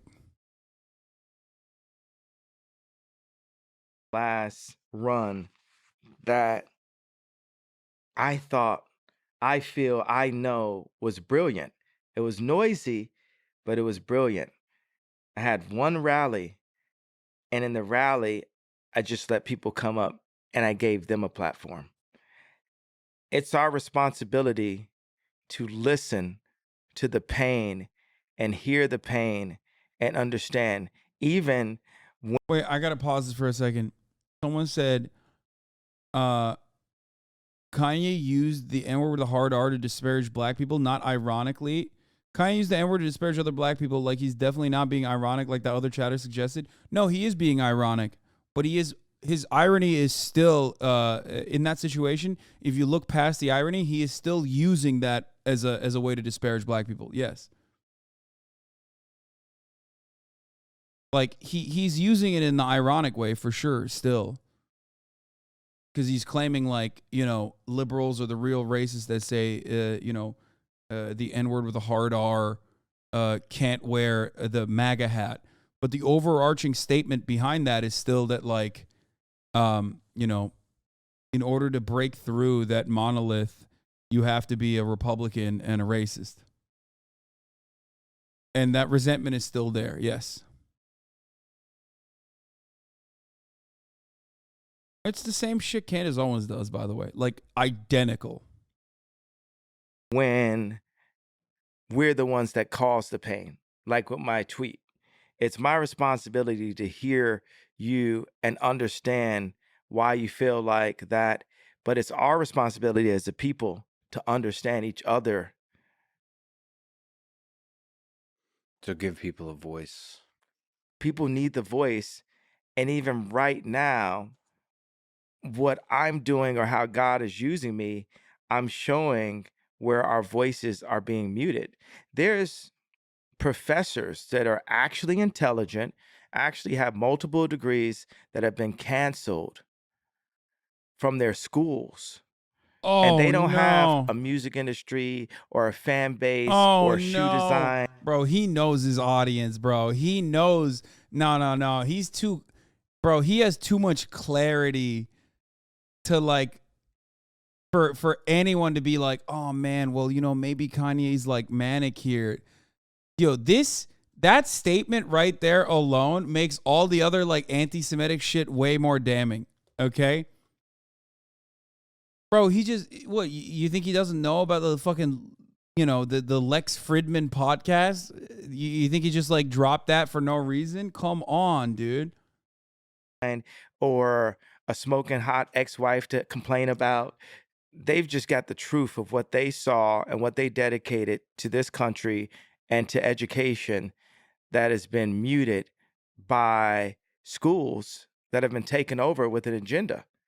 And so you want the brightest minds to be these professors, and then you mute them, and they have nowhere to go. And you might get a guy now that went from being someone's favorite professor to he's working at Starbucks like he was back at school or like he was back in high school. So even if that voice is about anger and hate, it still deserves to be heard. Yeah, it deserves to be heard. And we deserve to ask why. Like you have to ask why. I just feel like I feel like that is sympathize with Mr. Hugecock. I'm just saying that What? it just needs to be. You should change that to your name on Twitter while you're still allowed on there. Yeah. Do you think that would get censored? I feel like they definitely cut it down some inches. I'm pointing out this. I'm pointing out this truth. No, I'm serious. This is not a Christian thing, right? And I wonder right there when I say these jokes, is it something that because I do feel like laughter is the key. Engineering and laughter, right, is the key to peace. Like when I go get my teeth cleaned and I have the nitrous, there's something that I want to go and hug Chris Jenner. I want to go and hug Corey Gamble. I want to go and hug, Howard Stern. No one wants to hug Howard Stern. I mean, but just if one. No. I would love to see you two hug it out and make up, even though all this shit talking back and forth. What about talking it out, or is he going to be screaming at me? Yeah, judgmental and that kind of stuff. No, I hope there's love there. The thing is, I think Howard's just jealous. Yeah, not just jealous of my cock. He's also he's jealous that I started my campaign earlier than him. Bro, where is the cock thing coming from? Dude, that's so strange, man. Why does he keep saying like that's so odd? Yo, he heard Charlemagne the God. Like, well, he probably heard it the first time around, but like, now that it's like coming out again and they're rehashing that's the reason why he must be talking about his cock a lot, right? For those of you who don't know, I'm talking about Charlemagne the God exposing Kanye West alongside Andrew Schultz, as a matter of fact, where apparently Kanye called Charlemagne the God and was like, you have to fucking attack Pete Davidson, and yelled at him on a phone call saying like a white boy with a 10-inch penis is fucking my wife and you won't, like, you say you're for the culture.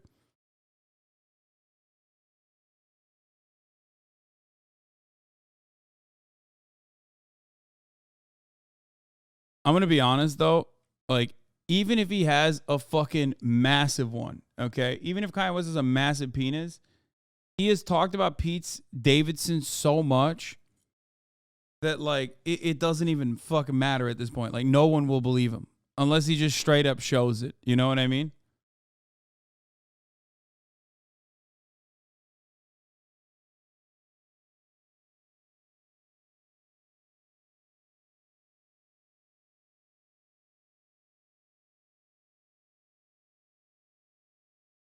Yeah, he probably has an artistic 7.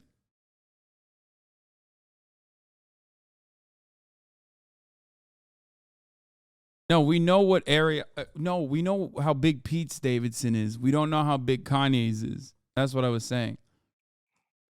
You got to let go of that jealousy. You got to let go of that jealousy, Howard. You got to Howard and everybody else. Jealousy is a natural human thing, man. I wonder, just as a Christian, right, when I joke and say this stuff, it's like, am I being disobedient to God?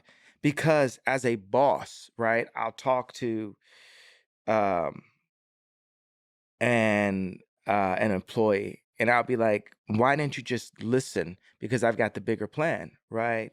So it's like me talking to God. Were there things that I did in this interview that were disobedient to God? And for those things, I pray and I repent for anything that I've said that was disobedient to God. But Or humor is not one of them. Joking is, I feel like humor is the way we avoid so much suffering in the world. It's the way to, it's like a catalyst yeah, for love. Like it's a way to, people that have gone through some of the darkest trauma that I've ever met through war. I just came back from Ukraine. They're laughing. They're making jokes. That's the best way to deal with dark times. I don't know what it is about like humans. I feel like humor, that's the best way to socially engineer a good future, I think, is humor. Not taking shit too seriously. That's the problem with censorship. One of the things that really suffer is humor. Jokes. Maybe going too far in the jokes. You mentioned Anthony Jeselnik. That guy goes hard. That guy goes really hard, and it's great. He crosses all the lines, and that's why he's a genius. And that's what people feels refreshing when he does it. I don't know what it is. but then it's like hurtful when I do it. But I'll tell you something that was interesting. I'm pretty sure Anthony doesn't like, sorry for the assumption, but just most comedians I know didn't vote for Trump. That's interesting. Not saying there aren't comedians that did, but just the ones I know, because I live in California, right? But I don't think Kanye West has ever joked about, like, when he's talking about Jewish people, he seems dead serious. Like, not to be that guy, but the guy who's like, jokes are inappropriate. Like, yeah, I don't think he's like,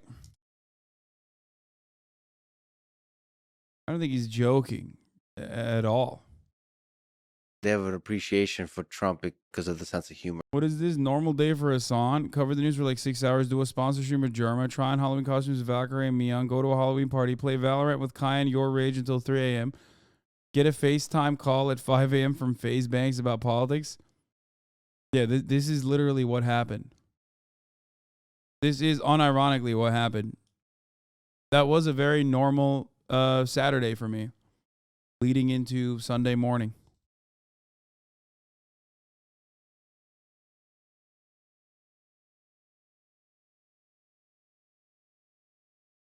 I did not have a conversation with FaZe because I was sleeping. Humor. Yeah. I got to ask you about parlor and engineering because I'm interested about that. Dum, dum, dum, dum.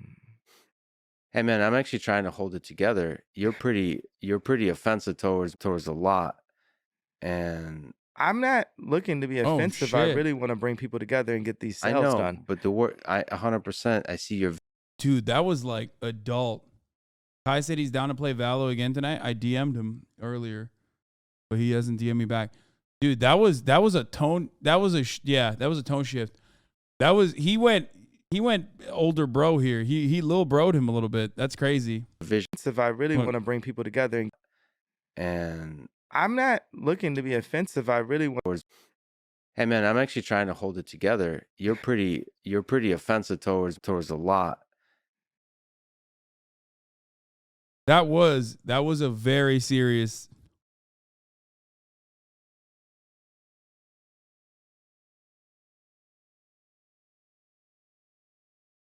That is a fucking very awkward moment. And I'm not looking to be offensive. I really want to bring people together and get these I sales know, done. but the word, 100%. I see your vision. How do we do But that? somebody you care. Don't say Jewish media and Jewish controlled media. JM. Dude, Like, come man, on, you sound like it sounds too much like 1930s Nazi Germany that was leading up to the atrocities. Oh, This- he would say JM. Yeah, he was branded JM. That's right. No, it's just the implied, like this memeified prejudice towards a group in a way that's going to lead to hate And I know you don't mean that. I know you have love in your heart. That's You know what I'm what's trying the to you know like. what's the prejudice towards a group that led to hate? BLM. BLM took Oh a my black person, God. showed Oh, his death on camera because okay, there are examples of us being killed and being killed on camera, but if it was spread on camera, it was done on purpose by the media because 14, 20 kids get killed in Chicago every week and it's not spread that much.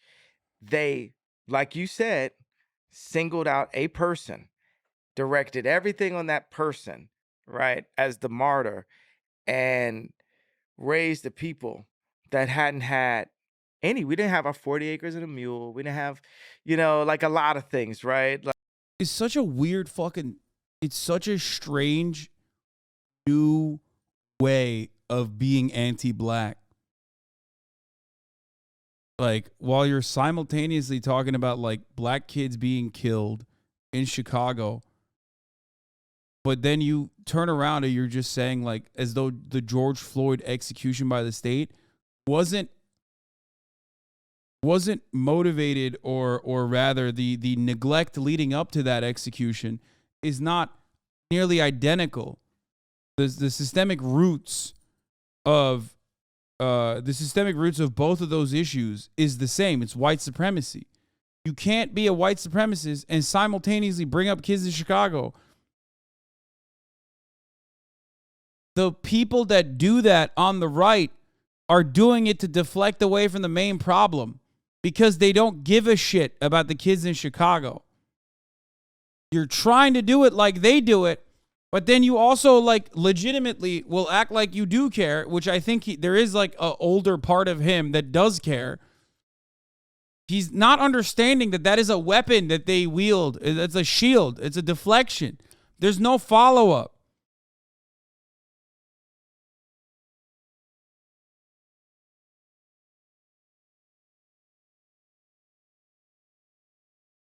that black people have not ever been given. So once we're given just a little bit, like your life matters, right? Then we literally like, oh, okay, now we're being heard, right? But actually the death toll is up. The city where this happened is completely been turned to a war zone. It's actually something like Candace Owens can actually specify this better, but it's like its own city or something. Like they made it not be a part of the actual state or something. It's like DC and stuff. It's like Washington DC now and stuff. Like, and that has to What? be from a government, that's got higher level agenda written all over it. Yeah, they're using the death of an individual. Yeah, sure. What? The media Yeah. are. Not the media. Jewish media, the media.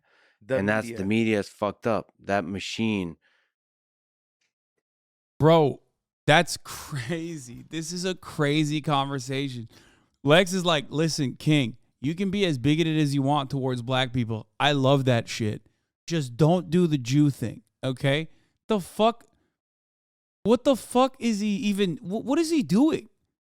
What the fuck is he doing at this point? He's like, dude, just yeah, keep the shitting on thing, keep the anti-black sentiment, but don't come for the Jews. Is a fucking ridiculous way to handle this conversation. He's just saying insane stuff.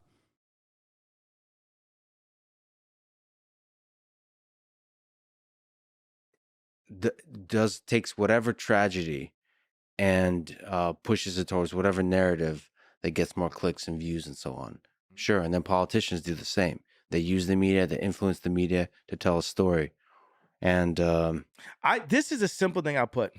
I believe that the idea of anti-Semitism and the closeness of the Holocaust is used by. And then Kanye's like, no, I'm still gonna fucking be anti-Semitic. So I guess it's just like, certain individuals in media to not take accountability for the bad things that are happening. And what's happening is there's a new frontier, right? Meaning, like, it used to be okay for somebody to be a billionaire. We thought about a billionaire, right? A lot of times you think of 'em actually kind of being out of shape, and 20 years ago, 30 years ago, like Onassis or something. Like, you thought about it a different way. Now you think about a billion, you think about Elon, you think Kim, think Ye, you think it's a new kind of billionaire. It's not just Soros is a billionaire. It's a new form of billionaire. Well, right now, what I'm calling for the industry is I'm calling the industry out and saying, like, hey, it just so happens that there's been times where I had my lawyer was Jewish, my regulator was Jewish, but like 8 people that basically would collude and talk without me were in groups saying, okay, this is what the tour is going to be. This is his next house. And they were making all these decisions and they're making all this money. And at the end, I was like, I ended my tour and I don't have the money. And it just so happens that that's the case, that what they were. But what I'm saying is, if everyone can say, hey, you can't point out this fact, or we're going to say you're anti-Semitic and we're going to call you Hitler, I feel that there has to be at least 1% of safeguarding the ability to screw the artist based on saying it's anti-Semitic by pointing out that they just so happen to all be Jewish. And I Bro, what the fuck? Oh my God. don't think he's that's still- anti-Semitism. I just think that's, hey, this is another thing. Like, okay, the Kardashians, when you hear that, do you think male or do you think female? You think female.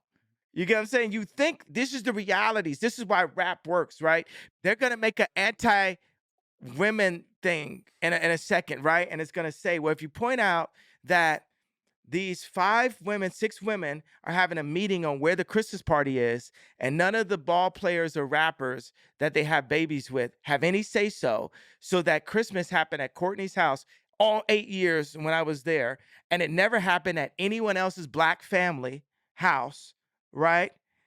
If I'm the one that pointed it out, they just don't have, they don't have their, oh, you're anti-Semitic word to say, shut the fuck up.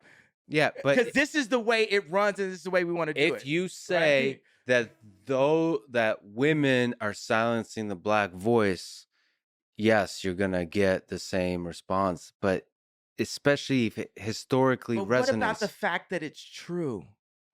when you talk in groups, that breeds hate. When you talk about individuals, it solves problems. And this- You're in engineering. Okay, but this is something I pointed out on Pierce. I said, if a black person gets pulled over with a car and it's 3 other people in the car, they're also going to jail. Okay, but you recognize that that's a bad thing. Racial profiling, and also like weird sentencing rules surrounding weird sentencing rules in the criminal justice system are bad. So like, why did nobody tell Kanye West, like, hey, 2 wrongs don't make a right? It's just, oh my God, conservatives are so fucking stupid. Why did Kanye stop writing this stuff down? I think his brain is working on overdrive now. It's also a bad analogy. Not all Jewish people are in the car. Yeah, I mean, it doesn't even matter because like the concept revolves around profiling. He's trying to bring it. He is trying to literally say like, oh, well, they profiled me. They're not going to single them out. They're going to say you guys are all in collusion. I just described collusion 5 times. Yeah, it's not even racial profiling. That's just how accomplice laws work. Yes, I know. But Times in this interview, and you keep on going back to this is like 1930, this is like this is like that. What I'm saying is, look, I want to work with you as an engineer to free my people. Can we start as a being with engineer opportunities right here? Yes. I am sorry to the people who had to be hurt and affected by that. Now we are here, and I'm looking to solve it. But what happens is every time if I talk to any of these business people one by one, because mind you, I didn't get to the tweet by not having a conversation. I had the conversations beforehand before I got to the tweet. Now we're going to take it to the stage. Now we're on the world stage, right? And you I don't think he understands that he's also like ruining an otherwise good point that he could be making. Because like the good point is, and the correct point is, executives, capital owners, capital owning executives, especially in the record industry, the record label owners, are fucking exploitative. Okay? They're awful, they're exploitative, and they profit off of black plight, they profit off of black bodies, and they profit off of everyone in general. Okay? But when you just like weirdly turn that into some anti-Semitic fucking rant, you literally are destroying your own argument that you were making. Hold on, I gotta open the door for saw Austin. Ari Emanuel do exactly the kind of thing that I was saying had been done behind closed doors. Now he's doing it in open doors. They told Candace Owens I couldn't be on the Daily Wire. Like, you can't even explain yourself. And we don't care how you got to that point either. And that's fucked up. They told Candace you can't be on Daily It's not Wire? even about, yes, she did. That's what they said. And you know what? And you can have my voice raised or lower. I'm going to do it lower, right? Because what's happening to me I put in your words, lower. Wait, what did they do to Candace That's what Owens? they said. They told Candace you can't be on Daily It's Wire? not even about, yes, she did. That's Yeah, I wonder why. Ben is such a bitch, dude. Ben Shapiro is such a bitch. Dude, no, I think how you get banned from the Daily Wire, you just say deeply anti-Semitic things. So they probably were like, yeah, we shouldn't have him say this because then Ben is going to have to shit on Kanye West. Yeah.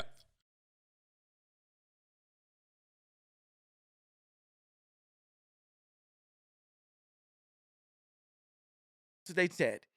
And you know what? And you can have my voice raised or lower. I'm going to do it lower, right? Because what's happening to me I put in your words, the media is saying, not only can you not explain yourself, we don't care how you got to that point. You need to apologize, and you can't explain, and that's the end of the story. So just apologize so we can have Mel Gibson do some more films. Is exactly what Ari Emanuel was saying. No one is looking to change the problem that led so many people. Bro, because the problem is not what you think it is. The problem is not Jewish people. Oh my God, no one is ever going to get to him, dude. It's just like his anti-Semitism has hit like the highest stage you can get. Okay? The only stage higher than this is just straight up like advocating for the Holocaust. You know what I mean? So he's not...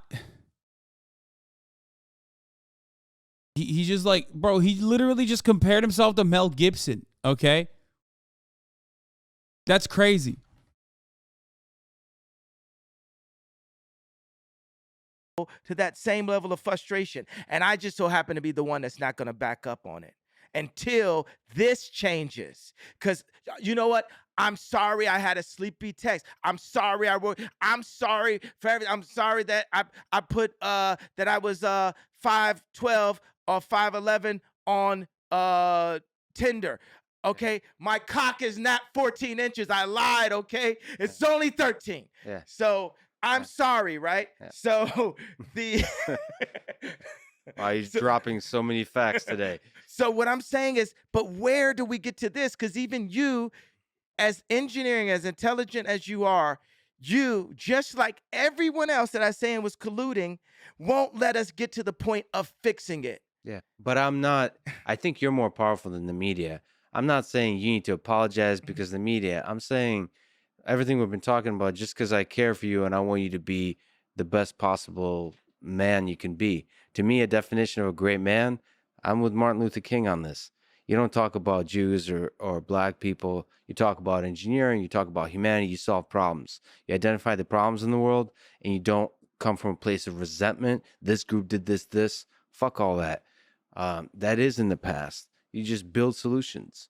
I'm going to create a new record label. I'm going to create a new design firm. I'm going to create a new social network. I'm going to do it better. I'm going to do it right.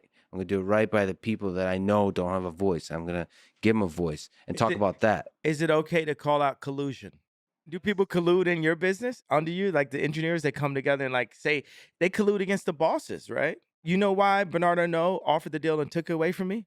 They collude against the bosses. Oh my God, my man he's about to come for the unions, dog. He's like, the fucking workers are colluding. That's fucked up. I mean, this is just straight Nazi shit.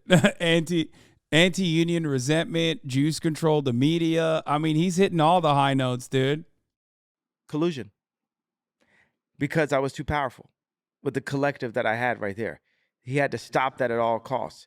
They said, for whatever reason, this kid, Ye, it has the ability to have all of the Kardashians, Jay-Z and Beyonce, Justin Bieber, Demna, Virgil, all these. Yeah, bro. Louis Vuitton didn't want to have you because you were too good. Yeah, no, that's not copium. Yeah, I think Louis Vuitton just simply was like, man, Kanye is too good. That's why we shouldn't work with him. These people in the same room working towards a same goal. I've been that person since preschool. That's called a leader, right? And right now, what I'm saying is, hey, for the people in business, whatever their background is, whether they turn their cell phones off on Friday or not, there's been some bad business done. There's some bad business practices, and we have to change that because this game is like boxing. More people end up retarded than rich. And I'm saying like beat to a pulp, driven crazy, beat by the media to a pulp. Right now, the media has done everything they could to make me apologize and to make me look crazy. And not one person has done anything. No, actually, not a single person has ever gotten this much fucking help from every outlet that he's ever been on for so routinely and regularly openly fucking saying anti-Semitic shit. And the only reason why people are doing that is because of who Kanye West once was, okay? That's it. That's it.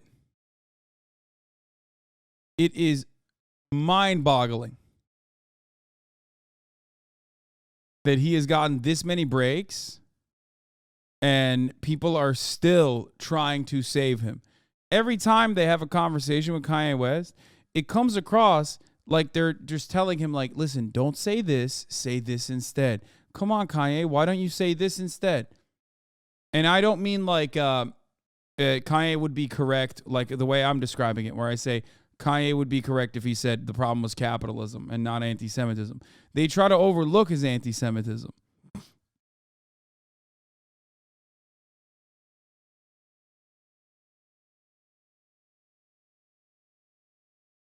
Thing to find out why I was frustrated enough to do that tweet, and that's facts, and that's fucked up. Well, I was hoping to. I am finding out. We found out. I mean, but like, I want solutions. Like, see, there's something about human nature where if you focus too much on resentment, we're not focusing on it anymore. Fuck the resentment. Right. We're moving forward. Right. So there's two things I think that are required for. I mean, this is how I've lived my life for great engineering. You surround yourself in your personal life by people you trust, and then in your professional life, from the engineering perspective, with a team, with an incredible team, and everything else doesn't matter. That allows you not to focus on other groups, how they're fucking you over, how they're like trying to manipulate or collude and all that kind of stuff. You focus on solutions and you find a way around all the difficult shit. That's it. If you have people in your life you can trust, that's like lifelong. You said like some people you're with for the summer, for a year. Find people you can be with for your whole life. Do you have people in your life that you trust? Like really trust? No, I trust God.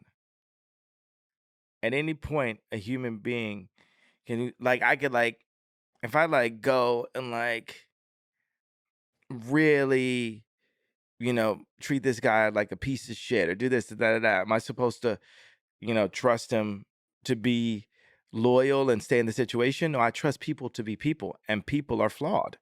And people can have the right intentions, but it only makes sense for us to work together when our agendas align. when Kim was pulled really far to the left, our agendas no longer, aligned. So that made the marriage impossible. It aligned where it's like, oh, I could wear a red hat that can help her to get Alice Johnson out of jail because Trump's willing to do that for my wife because I was the only person in my position that stood up and said, wait a second, I like you. Because But isn't there a deeper agenda, the human agenda of just being in love? Like, that's just what you're talking about. Red hat is just politics, right? I mean, the world is becoming more and more transactional every day, and actually, marriages are actually originally based on transactions. And that's why they're less needed the more autonomous as we come, or the world makes it less needed. I feel like we do need each other. I feel like we do need someone we can always, count on. It's like I'm pulled away by King Koopa, which is the media, the politics, the promise, oh, we're going to keep you safe. So the reason why I get, really frustrated with Kris Jenner is she says losing Rob Kardashian was the greatest mistake of her life, but she never gave Kim's hand over in marriage because this is the bottom line. When me and Kim met, we were millionaires or whatever, right? You're telling me you just hand her hand over in marriage that your daughter's not successful? Handing your hand over in marriage too. But no, she had to still be the husband to all of her daughters. And we see what the results are consistently.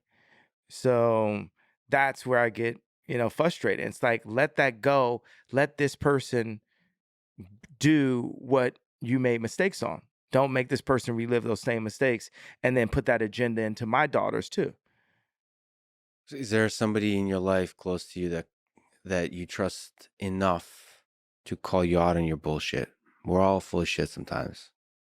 What's my bullshit? Well, some of it I pointed out today, but I don't know you deeply enough. Though? What was the bullshit? Jewish media, That's not bullshit. The bullshit is that the Jewish media won't admit. Your dad was right. Your dad was right. The words you used, you weren't. The and point I said it. You're not gonna make me say it 800 more times. I don't know if it resonated because you keep saying like the words. Did it resonate to y'all that y'all ain't do nothing about it, and that all y'all want to do is have somebody apologize and sweep under the rug your bullshit that you've been doing the whole time? Shit, he's coming after Lex too. He said like he's not. What the fuck? Dude, that changeup is crazy. What the fuck?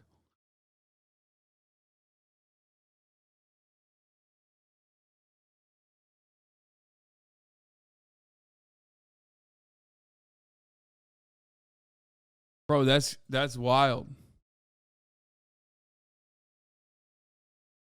Took him an hour and 52 to fucking get to the point where he's like, time. You on the same bullshit as the other people. So you're doing the same thing that the other, let's say media, because I'm not allowed to say, has done. So until somebody Which is what, man? I'm trying to call you out in your bullshit because I hope I'm somebody you can trust. I don't fucking trust you. Well, you should find.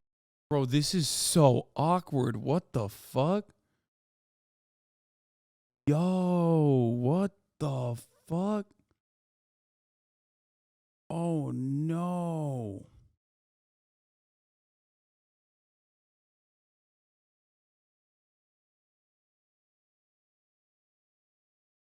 I mean, you didn't see this coming, bro. I didn't think he was gonna pop off on him like that and be like, you're like them. You're with them.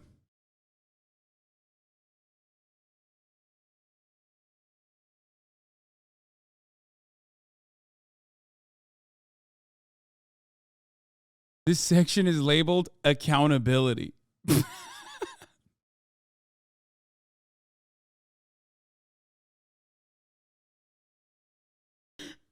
Bro, what the fuck?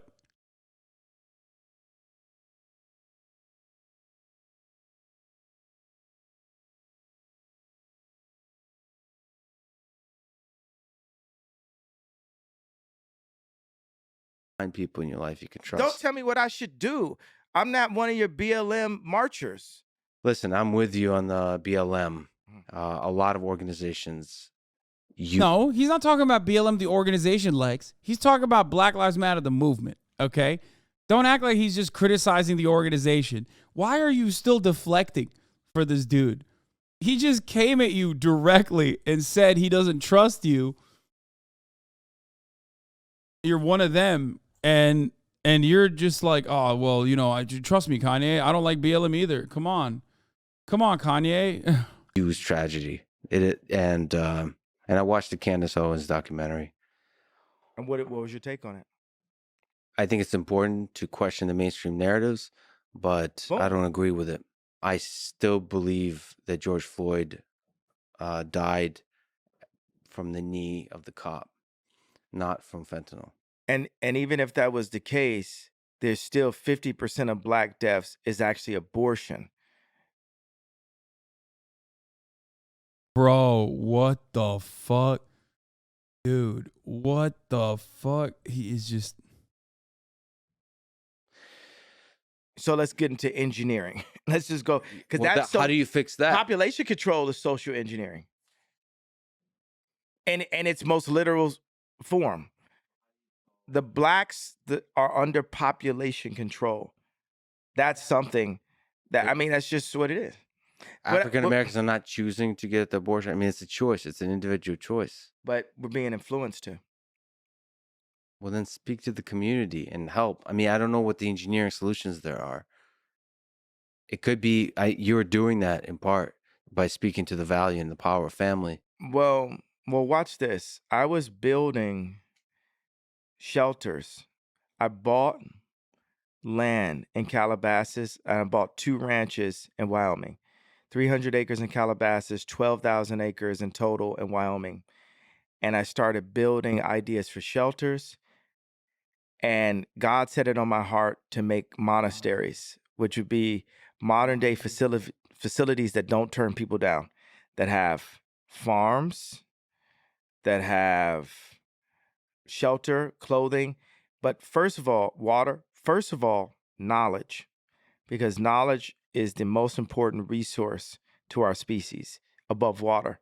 Knowledge, it's itself, because then you can go get water. I mean, you can argue, like, if you're a baby, how do you get water? But the baby doesn't have it, you know? So someone with the knowledge then feeds the baby the water. But it's important that those with the knowledge teach the baby how to find the water themselves. And the business people that I've been dealing with have been keeping the baby sick by not sharing the information and the knowledge within inside of those contracts. My people are sick. If I load up Apple Music right now and I play the top songs in the rap chart, I would tell you my people are sick. If I go to the restaurants and opportunity zones and we look at the calorie rating and the cholesterol, I will tell you that my people are sick. If we look at the obesity rate, if you go to just a restaurant somewhere in Middle America, Denny's or something, I went to Denny's the other day, you will see that my people are sick. And my people meaning all people, right? But black people are very influential to all people. So, right, if the media picks a overweight black woman and says this is body goals, then the media are influencing my people to stay sick. And it just so happens that night I was so frustrated after 20 years that I had to call it out in one tweet.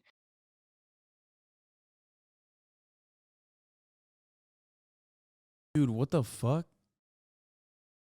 Again, when he talks about like super high calorie, not exactly nutrient dense foods, or food deserts, or whatever the fuck, there's a legitimate reason to critique that, right? It's a structural issue. It's about poverty. How the fuck do you go back to the media colluding with Jewish people, like the Jewish media doing that to black people? How the fuck do you go to Lizzo Lizzo's like anti-fat shaming movement is just simply to stop harming fat people. Because fat shaming doesn't actually, cause people to lose weight. It's just not. It's just demonstrably proven not to. Okay, that's it. No one is like, hey, you should not be healthy. But you also recognize why people aren't healthy.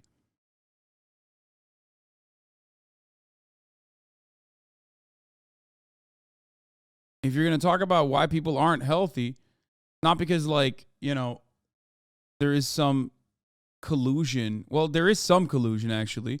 The reason why people aren't healthy is because of capitalist collusion.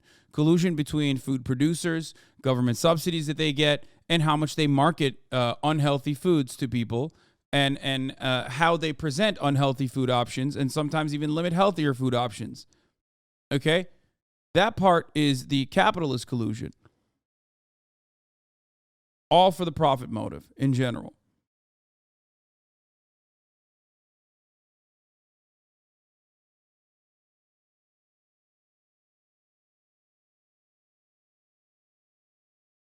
He ain't say this shit about Biggie Smalls, but we'll say it about Lizzo because she's a woman too. I think that there is truth to that as well. For sure. That now, even if I say, hey, okay, I was frustrated for these reasons, now it's not good enough. You've literally tried to make me re-apologize 10 times in this meeting, re-say this, re-say that, but it doesn't change the fact that my people are sick, and I'm the only person in my position that will say that my people are sick. Today, not 30 years ago, not 60 years, my people are sick today. 50% of my people's of deaths are abortion today. My people don't have the opportunities today. Even to the point that, because if JP Morgan had been nice to me, and if Alex Klein, a STEM player, had been fair to me, different things, then I wouldn't even point it out that we don't have any black, we have 2 black engineers. So I have to have. Wait, what? He's even fucking mentioning that, like, it wasn't even like a overarching moral reason as to why he wanted more black kids in STEM. Is that the people that he talked to were literally mean to him. That's crazy. It's a responsibility, obviously, to all people, but specifically to my tribe, because tribes move. You know, tribalism is real with black people. To separate the brightest from the tribe, or to separate the leaders, it is factual that the CIA removed the leaders from the black community, put crack in the communities, put guns in the communities, and locked up all the leaders and called them gang leaders, right? Locked up all the leaders, locked up all the fathers. Now, 72% of black mothers are raising children by themselves.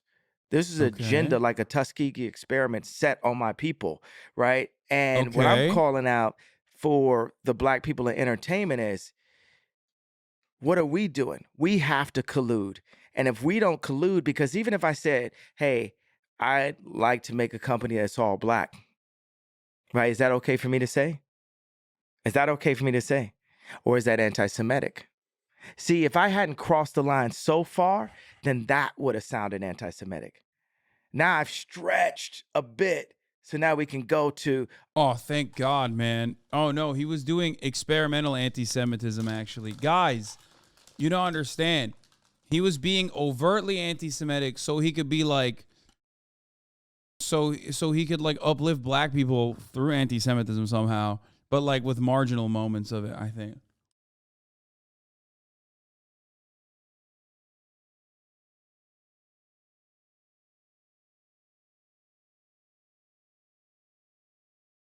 He was doing tactical anti-Semitism. Brilliant.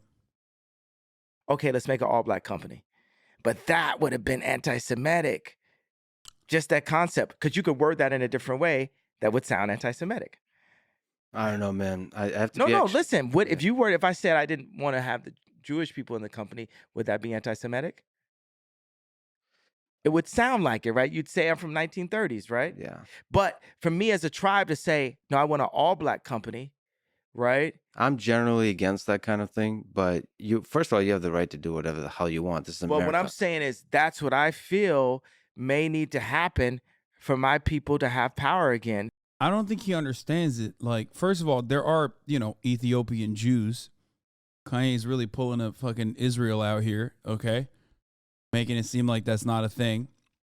Bilgren, thank you for the 10 gifted subs. Secondly, saying I want an all-black company or saying I want a company that focuses on like black people in STEM is entirely different than saying I don't want a company with Jews in it. I don't know why he doesn't.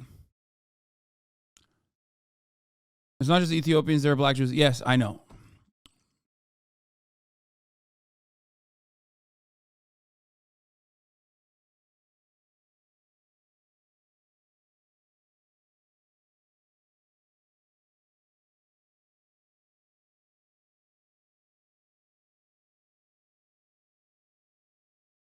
Because when my people have been left under the media's control, we've been made sick. We've been allowed to be sick. We've been we're promoting sickness. I think Yeah, like great example.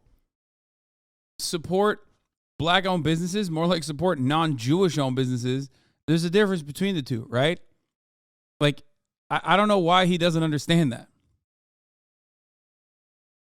There's a major difference between the two. Especially when, like, support black-owned businesses doesn't mean don't support any other businesses either. I think, at least in the engineering realm, I haven't met an engineer who happens to be black who would like to be called a black engineer. And when you have a company of all black people that are engineers, I don't know the creative arts, I apologize, but engineering, they really try to look at each other as humans and look at the problem. And you want to know, you want to have the confidence that everybody on the team is the best possible person for the job. You know? What I can say is the world is sick, and I have slight images of utopia, slight images of happiness, slight images as a visionary and a creator. Uh-oh. And I know for a fact the way that business deals have been done for me are keeping the world sick. Fix them. I see that's what you're trying to do. And you probably, listen, people should not doubt, yay. But I got to tell you, I have to be honest. This is silly because you don't know me, but it hurt when you say you don't trust me. You kind of lost me. I don't think anyone's ever said that to me. I don't know, man. Fuck that. I don't care about views or clickbait or any of that bullshit. I just thought you were one of the greatest artists ever. It'd be cool to talk to you. And I feel like you got pain you're working through. I never had anyone say that to me. Maybe I'm just being a mess about it, I guess. That's fucked up though. But maybe it's not. Maybe you shouldn't trust it. But I just haven't had that experience. Yeah. Do you think I would trust anybody at this point in my life? Yeah, it's tough. It's tough. It's tough. I hear you. And it's also kind of good to see how much strength you got. You're not broken by any of this. You're under a lot of attack by a lot of people. You have a vision and you're trying to feel your way through it. And you might get destroyed for it. That's the human, that's the risk you take. It's a wonderful life, though. What do you hope your legacy is? To be forgotten. Do you think That's bullshit. He does not want that. Okay, I'm done. I can't do the rest of this, bro. This fucking sucks. He like kind of shameful. It's a shameful thing to watch. And I also don't want to watch his advice for young people or regret. I want to do things that I will regret, except I never regret war crimes. Okay? Right. You will regret not subscribing at the top of the hour because an ad break is coming. At the top of the hour. Shameful on the host or Ye's side? No, it's even shameful on the host side for like getting fucking hosed down by Kanye, saying like insanely anti-Semitic shit, trying to push back at it, him refusing to fucking recognize it. Like, and then literally Kanye West openly fucking said to him, to his face, like, bro, I don't trust you. Saxy Panda Bear, thank you for the fucking 100 gifted subs. That was hard as fuck to watch, man. That's crazy. I don't think he would have done that if it wasn't Kanye West. Let's be real. I don't think he would have done that. He's just, no other person on the planet could just like be openly and agitatingly anti-Semitic to a Jewish man like that on their own fucking podcast. That's crazy to me. You know? Here's the 1 minute ad break now, by the way, boys. It's war crime time. I can't believe Kanye West made me feel bad about Lex. Yeah, no, I felt icky watching that. I felt bad for Lex Fridman, straight up.